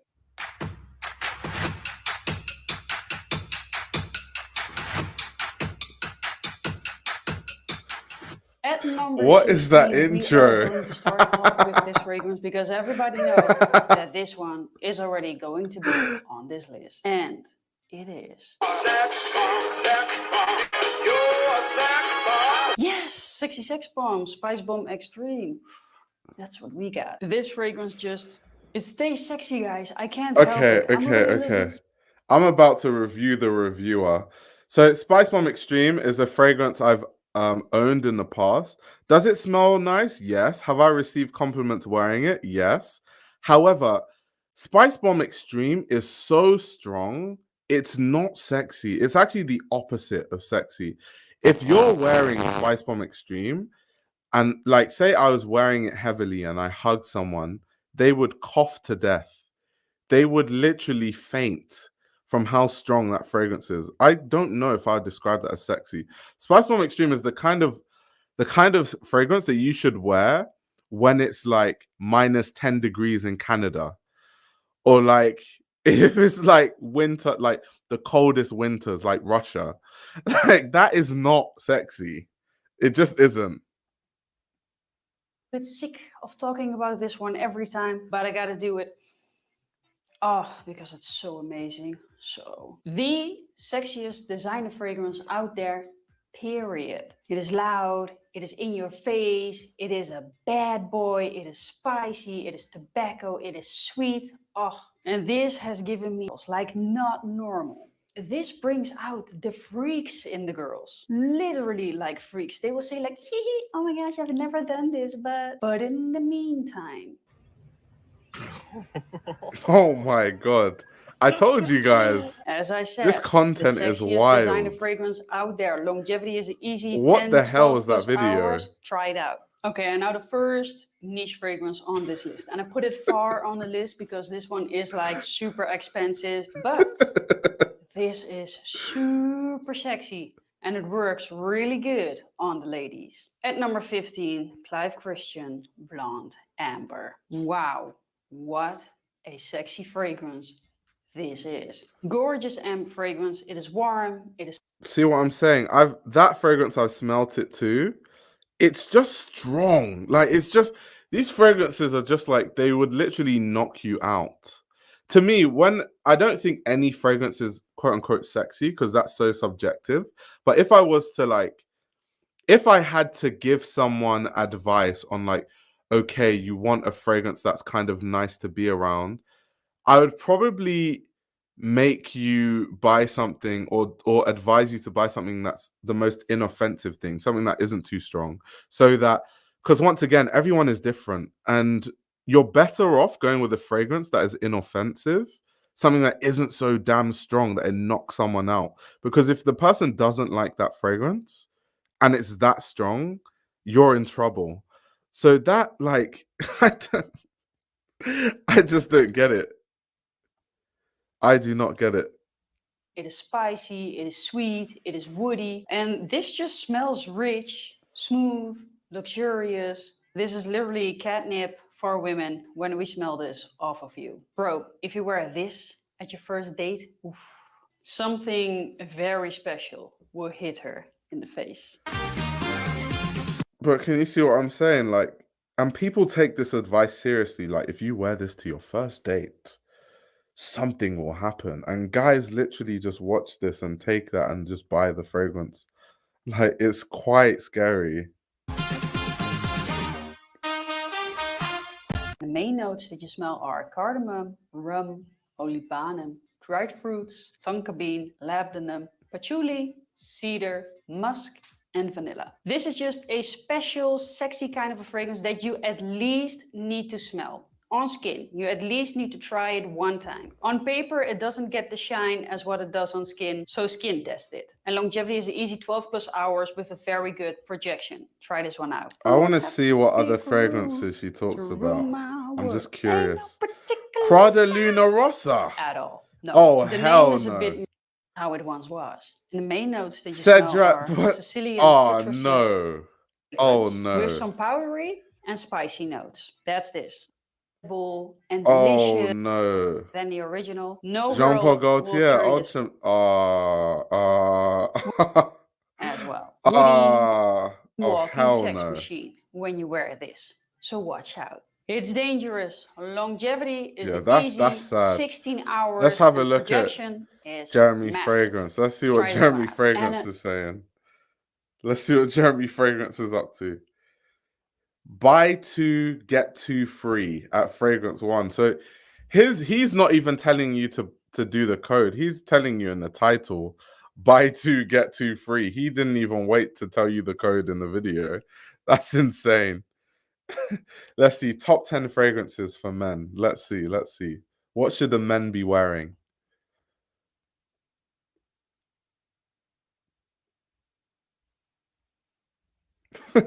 Doris, thank you for skipping. Good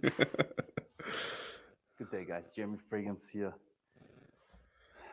Finally, I can. Oh my spin god, that static nicely on audio the is hurting background my again. ears already. The number. Why is the audio like that? Jeremy Fragrance has money. I know he can afford a really good microphone. I know he can.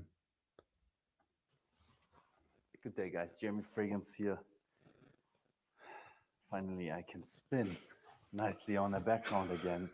The number one fragrance icon that follows the teachings. Oh man, I need to do more fragrance live streams because this is hilarious. The comment section is so funny. It said, I don't trust this man. Too many buttons open and his hair looks oily. The suit is fighting for its life. Oh my gosh. Oh my gosh, he looks like the billionaire who uses the son's blood to be younger.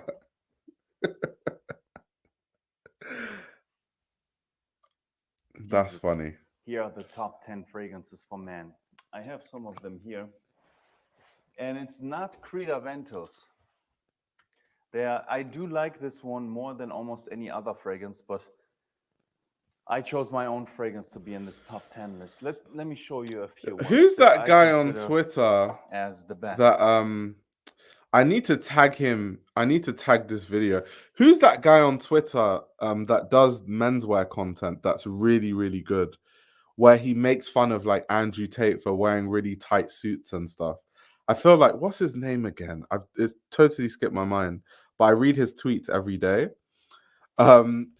What's his name again on Twitter? I feel like one of you would know, but he would have a field day with this video. I would love to see him react to this video. It'd be so funny because he's always like, Andrew Tate's. He'll say something like, Andrew Tate's suit is so tight that he's dye workwear. Yes, he'll say something like, Andrew Tate, his suit is so tight that he's lost blood flow to his brain, which is why his opinions don't make sense. It's so funny.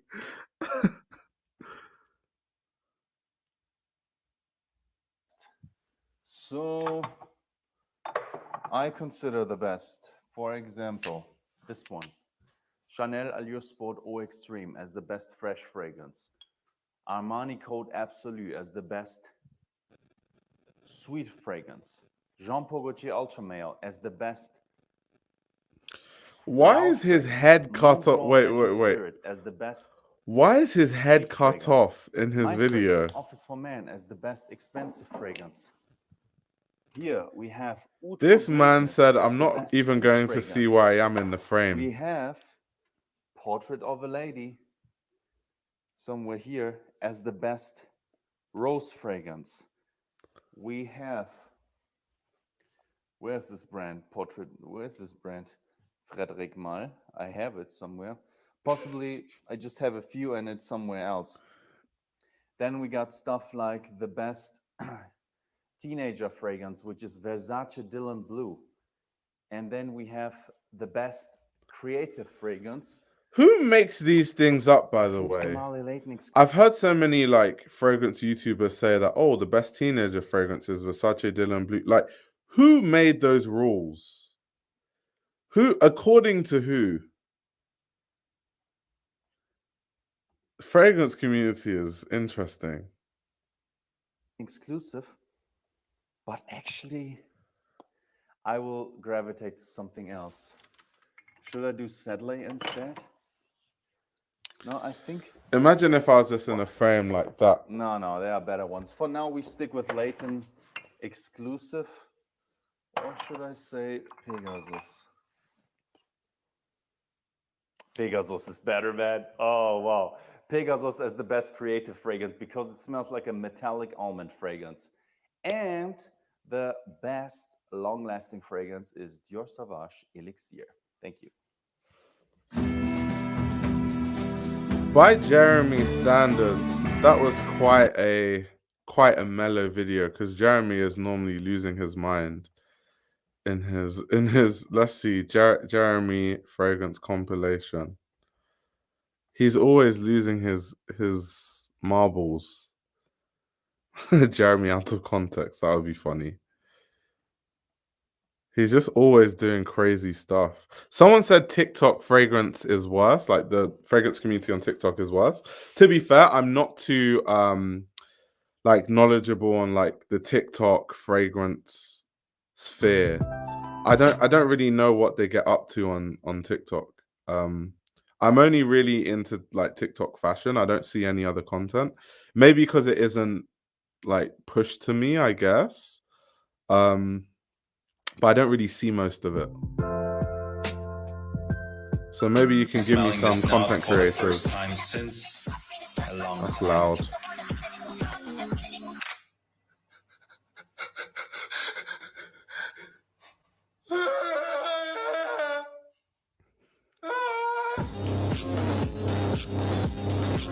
Said we can watch this on 144p.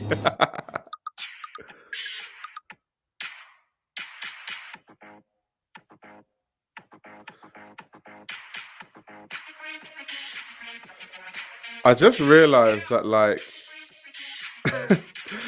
you know, people that are new to this stream, they'll be so confused because obviously we have like we talked about the Gucci show and whatever, and then after we talk about the topic at hand, we go into after hours where we just talk about a random topic that everyone's talking about in the chat.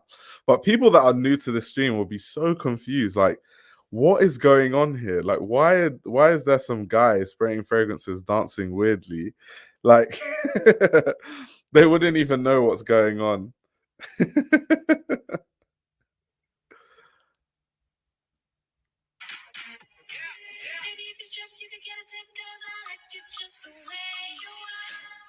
Okay, yeah. Jeremy, I love you, but copyrighted music, no. How about we don't before the stream gets shut down? He said, yeah, I'm new. I just joined. I'm like, what the hell?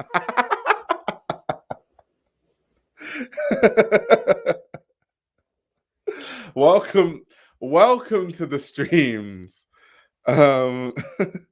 Welcome to the streams, guys.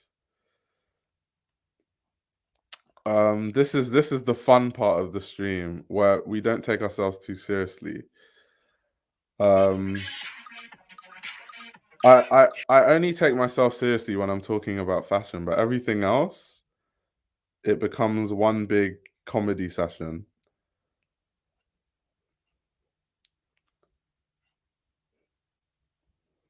But yeah, it's so funny. Like 10 popular men's designer colognes rated by girls.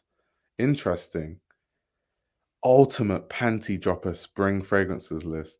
But anyway, you guys have seen the stratosphere of the fragrance community. This is why I said it's mad. It's insanity. That whole thing is absolutely insane. Absolutely insane.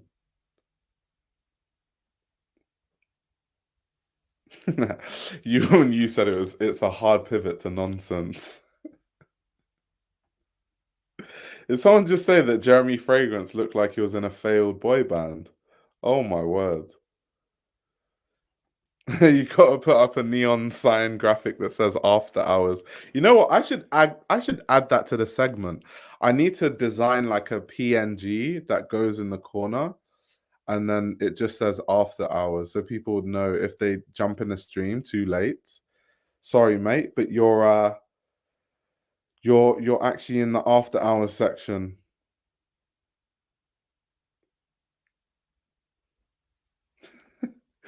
Yeah, subscribe to this channel before the fragrance section.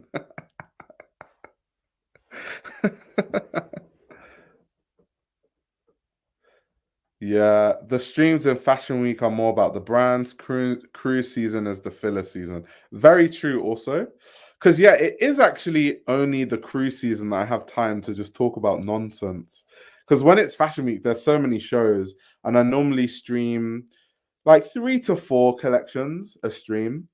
So we talk about them, and by the end of the 4 collections, it's like 3-4 hours into the stream, at which point I need to go to bed or I'm hungry and I need to eat food. So there's no time to talk about Jeremy Fragrance and all those things. Eugene. Oh, I love oh, Eugene. Eugene is the guy that's like really hard to please. I love him. It's a good fragrance, but he's Canadian, I think, right? Perfume guy is really cool. I like his stuff. Aaron Terrence Hughes is cool too. He's the perfumer. He's the one that says, like ethyl mortal and the ISO super. And that's Aaron Terrence Hughes. I like his content. I know who Jacob is? I don't think I know who that is. And the last person too, I don't know who that is.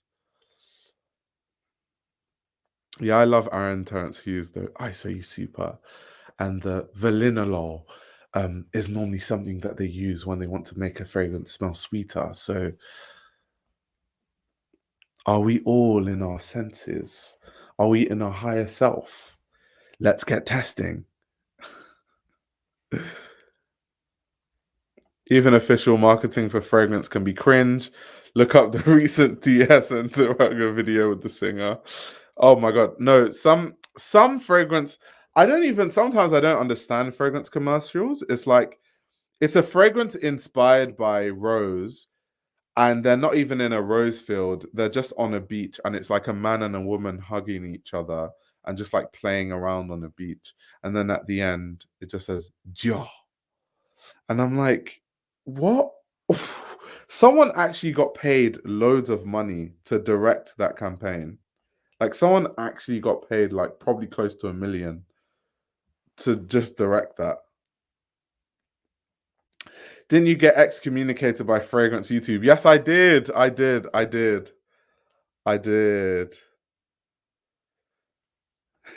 I subscribed to you a while ago, but never got to watch you. Wanted to check out your fashion content, and I see this fool Jeremy trying to crump to Tim. That's actually hilarious. I was gonna try some Aaron Terrence Hughes, but I don't think he ships out of England anymore.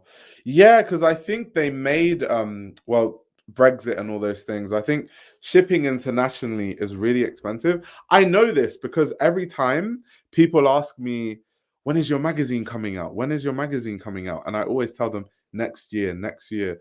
But kind of part of my issue is like shipping, and I'm trying to sort out the right fulfillment center, but it's just been really difficult, and I don't want to do it unless I'm sure there won't be any problems. So yeah, it's something that all of us UK folk have to deal with.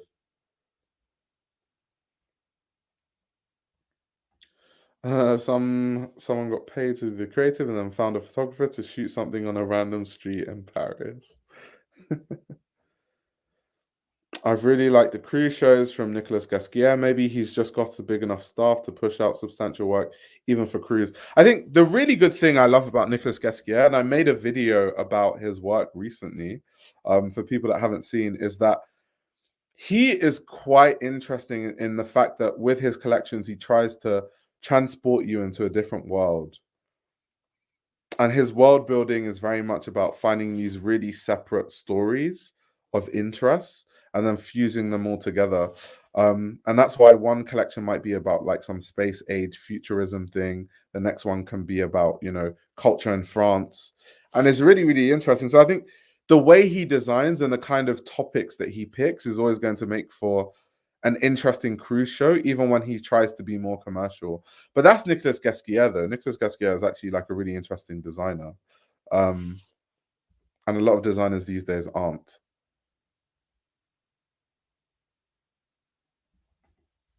I think the last OG perfume ad that went viral for leaning into the perfume aesthetic is Adam Driver for Burberry Hero. I don't think I've seen that. I'm gonna watch that after the stream. I'm gonna write it down now. Yeah, I've not seen that. I'm going to watch it though.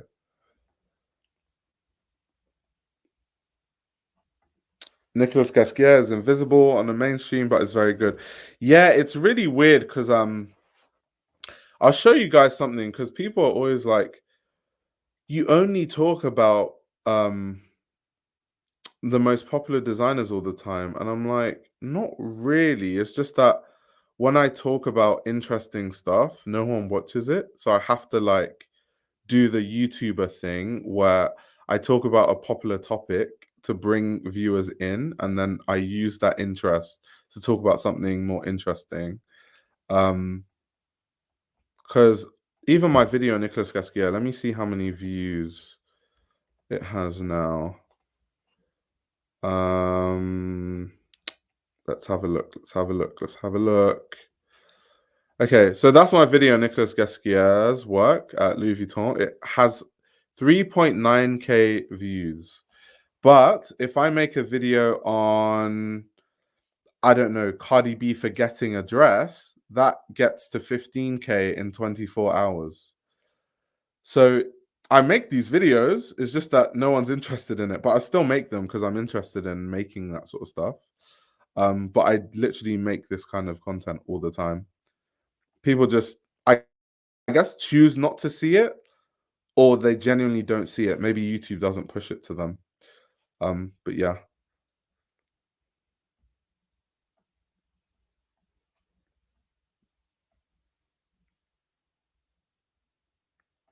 Shout out to you for watching it. But yeah, I mean, the live stream audience is completely different, right? So This is a very different audience.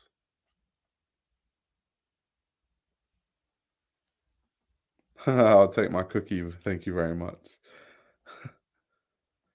Wait, they have Adam Driver on a beach turn into a horse. Interesting. Turn into a horse. Wow. That's so interesting. And that went mainstream. What was Al, what do you think was the appeal of the commercial in the wider sense that made everyone want to watch it and just made everyone crazy about it?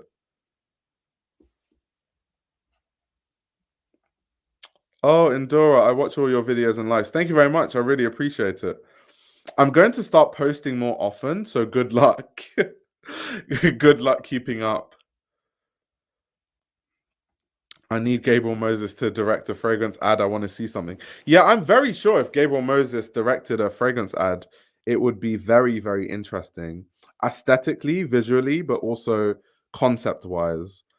Because I think the people that they get to make these fragrances, I just don't get it. This whole running on a beach, a man and a woman hug each other, they kiss, and then at the end of it, Dior. It's like, I don't know. You can do some more interesting stuff, especially because I know the budget for that commercial is like €1 million, and that's what you came up with. Like people literally dancing by the Eiffel Tower. It's like, I know you paid millions to block out the Eiffel Tower for 6 hours when you're filming that commercial. Surely you could do something more with that time.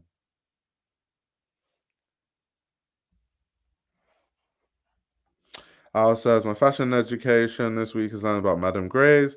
There's always something new to learn, especially about defunct houses. Yeah, to be honest, there are so many iconic designers that don't really have prominent houses now. Even like Paul Poiret. Does Paul Poiret have a house now? I don't think so. Not that I know of. Then there are ones that are trying to come back into the mainstream, like Courage, that haven't really done it successfully. Obviously, Schiaparelli tried and was finally successful with Daniel Roseberry. There's so many of them. Does Vionnet have an active house now? I don't think so. Like Madeleine Vionnet, I don't think so. There's loads of them. Does Charles James have a house that's open now? I don't think so. So yeah, there's loads. If I start thinking about even one of my really favorite designers, she just skipped my mind. She's someone that Margiela is heavily inspired by. What's her name? Like ginger hair, really big hair. How have I forgotten her name? She's really good at knitwear. She makes a lot of knitwear. What's her name again? I can't even remember. But when I remember, I'll say. Okay, so Vionnet is owned by East Asian companies. Okay, so what type of stuff is Vionnet making right now? Let me Google that. What is Vionnet making right now? Okay, they even have a website. This should be interesting. See if I can put this on the screen.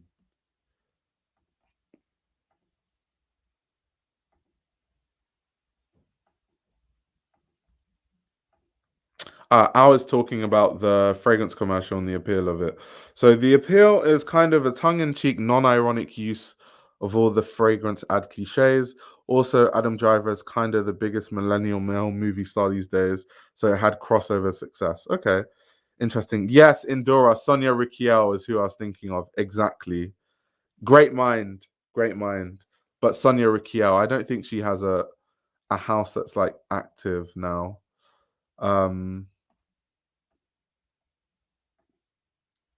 Let's see what's available on the VNA store. Their website is not great. That's the first thing that stands out to me. It leaves a lot to be desired. That's cool though, that stuff is selling out though. I guess because VNA is like a fashion brand. It's like, I'm into fashion, so I wear VNA type shit. And the stuff looks cool. Let's have a look at the fabrics. 14 gauge stretch viscose. Everyone is using viscose now, apparently.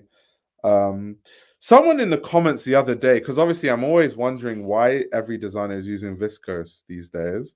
And so someone told me, and this person works in the garment side of the industry, so I'm going to take their word for it.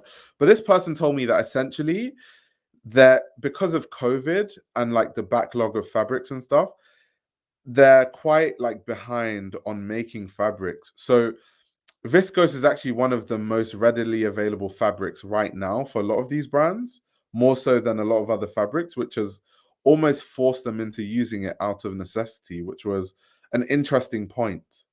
Because I thought it was quite strange that everyone is just using viscose. Like Phoebe Philo is using a lot of it in her clothes. I mean, loads of brands.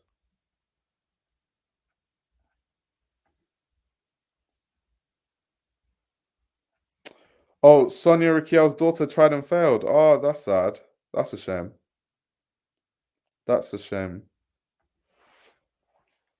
That's a big shame. But yeah, I love Sonia Riquelme's work, though, is my point. What other designers from that era?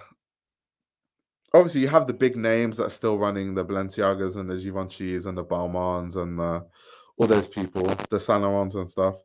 I'm trying to think of more obscure designers that don't have current houses. There's just too many designers that have existed for me to think off the top of my head. I have to like write it down on a piece of paper.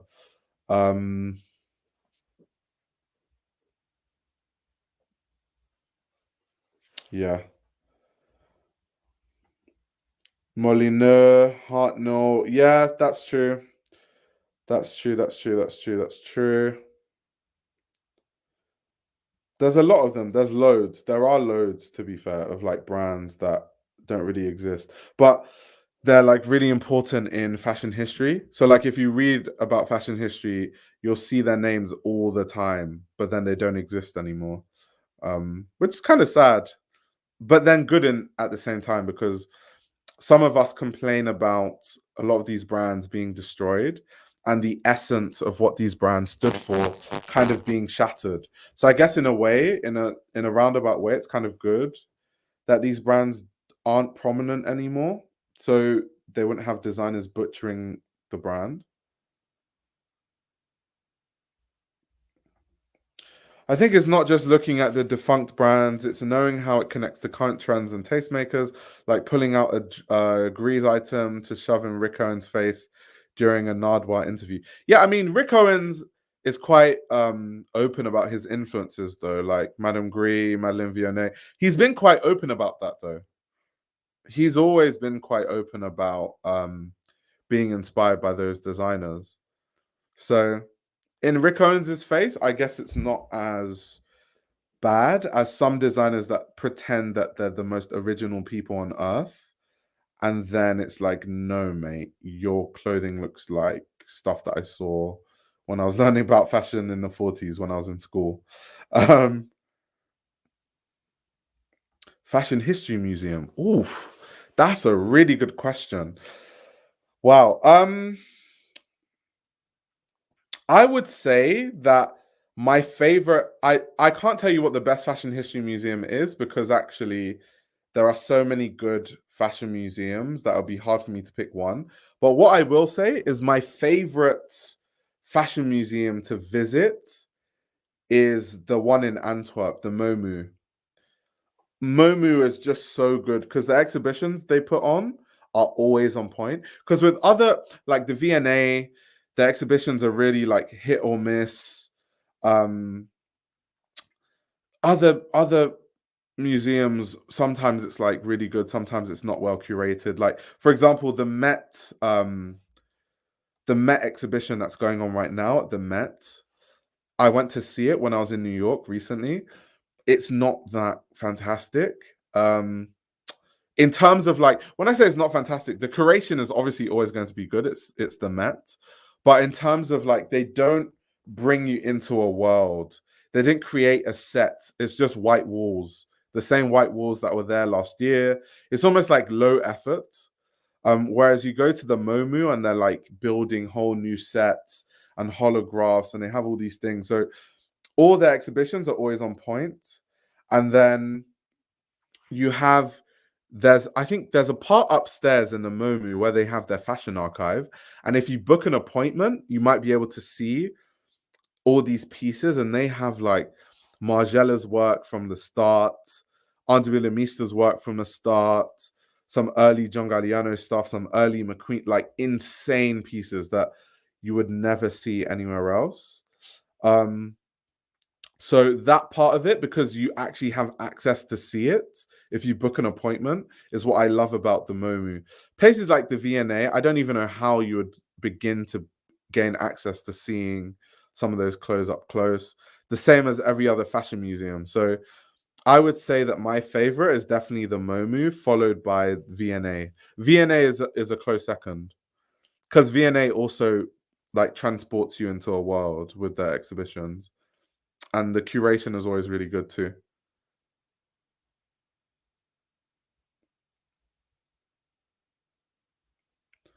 The Met only has one day to set up. Why though? I just don't know. Like to me, it doesn't really make much sense. Because the fact they only have one day to set up is the reason why it doesn't look great, because it looks rushed. It looks like not a lot of thought went into the curation, but in terms of the world building around the exhibition, it looks like there is none.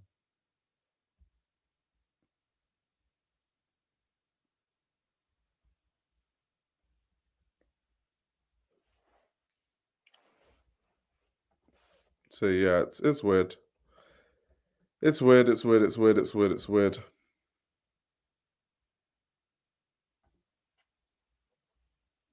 Oh yeah, first Monday in May.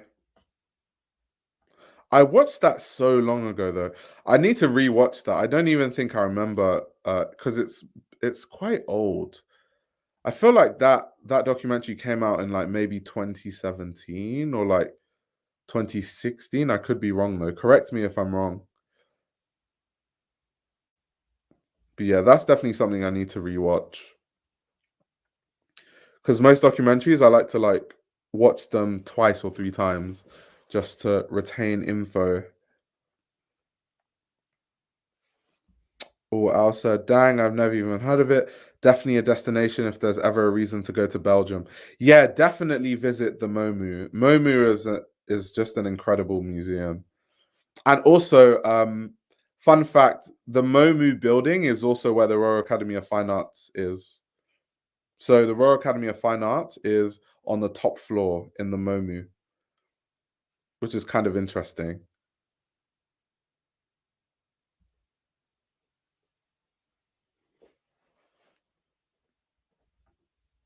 Yeah, it's 3 a.m. in London. It's very much 3 a.m. in London. So shout out to the fellow UK people still on this live. It's very, very late. But yeah, if you can get to Belgium, definitely. Belgium is amazing. And Belgium also has some of the best secondhand stores I've ever seen in my life. Like Vedic Mark 6, Labels Inc. Like, they're so good. I don't think there's anything as good as Labels Inc. or Vedic Mark 6 in the whole of London, to be very honest. Like the prices being that good, the items being that good. Yeah, definitely nothing compares. Oh wow, 4 a.m. in Johannesburg. Shout out to you, Leo. It's damn, I don't even know if I should say that's late or early. Yeah, 3 a.m. in Portugal. Yeah, we're on the same time. We're on the same time. But yeah, 4 a.m. in Johannesburg is crazy. Your sleeping pattern is as messed up as mine. Like literally, your sleeping pattern must be awful. Welcome to the club.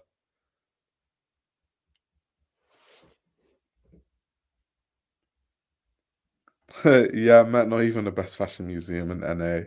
That's crazy. So what is your favorite fashion museum in North America? Like, what would you say? I'm curious to see what Al says. And also in the chat, can you guys, just to add to the discussion, comment what your favorite fashion museum is to go to, or at least the best one you visited, or the one that you think has the best exhibitions?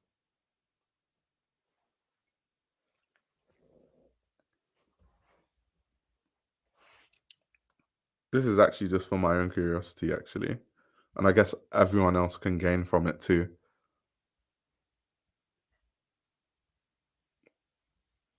So Leah says V&A and Met are the best.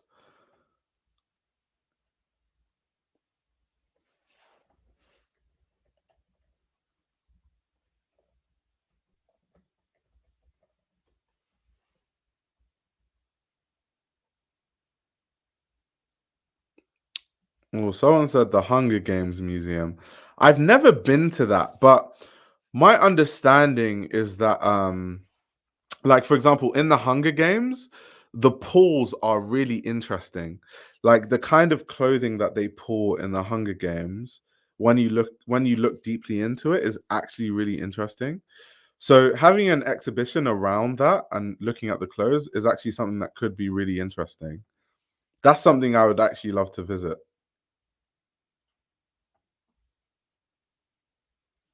Someone said, "Is the Hunger Games a real thing?" I don't know if it's still. I know it was a thing at some point. I don't know if it's still open or if it's still. No, no, no. I don't. It's not a joke at all. I've heard of it before.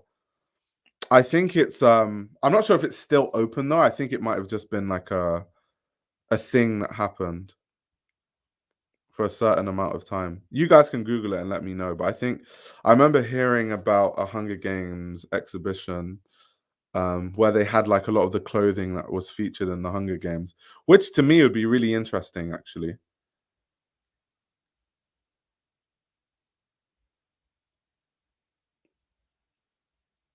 No, I deadass thought he was trolling.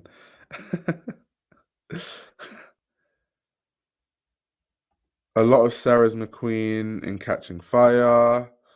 Oh, you're talking about the Met, because there's a lot of Sarah's McQueen in the recent Met exhibition. Is the V&A free? It certainly is not free. Yeah, it's not free. Unfortunately, otherwise I'll be there all the time.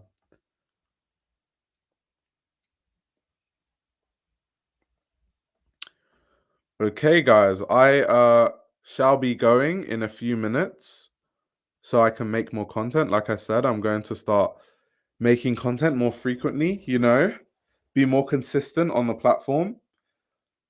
So we'll see.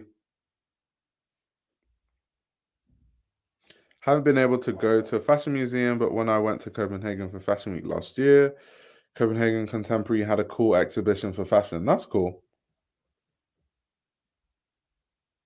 Masculinity's exhibit was asked. Are you talking about the V&A one? I liked the book because it had some very interesting history in it, but the clothing, like the curation, was a bit weak. I'm not gonna lie. Yeah, I am looking to do a Met Gala stream this week. Definitely. Definitely this week. Because I was going to make, like, people told me from my first review, they're like, can you do a part 2 and a part 3? But then I was like, that's just long. So I'll rather just like do a live stream about it because I don't want to like over milk the Met Gala for content. Like make a part 2, 3, 4, 5, 6, 7, 8, 9, 10. Oh, Leo has things to say. Interesting. Interesting. Yeah, there's going to be more urban streams, more clips from the streams, more separate videos, more everything. It's only because, so the reason why sometimes I'm inconsistent on YouTube is because, unfortunately, I don't get remotely close to the view count on YouTube, or I don't have many people on Patreon for it to be enough money for me to like live. So I have to prioritize work that I do outside of YouTube. So articles that I write, consulting for brands, all that stuff I do in the background, that's more important for me to actually be able to pay my bills. So when I get loads of those jobs is normally when I'm inconsistent on YouTube. And then when I have more free time and I'm taking less of that sort of work, then I have more time to make YouTube content. So yeah, so as it stands, I don't really have a big work project for about 2 weeks. So unless something comes up soon, I should be fine to make a lot more content than I normally do. If you end up consulting for Balenciaga, just warn us in advance. We both know that's never going to happen.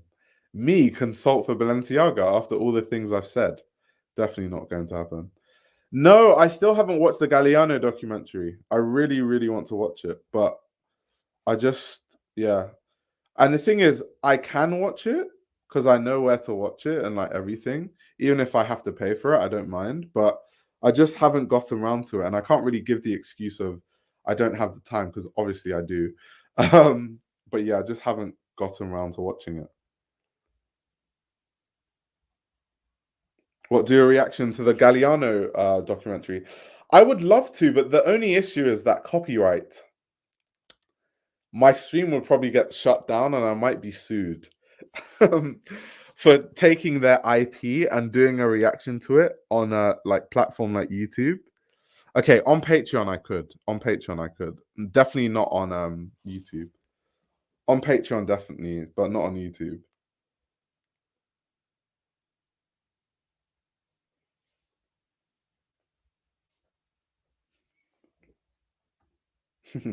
Damn, sorry, Damno, we tried. Yeah, I'm consulting for Balenciaga is just, yeah, that's out of the question. But anyway, guys, thank you for joining the stream. It was a lot of fun talking about Gucci and also fragrances and everything in between. I should be doing, the next stream should be a Met Gala stream, hopefully. But it's not a promise. If a massive news story breaks, then I'll probably do that first. But yeah, we shall be back whenever I am. And I'll be seeing you guys, the Urbans, later.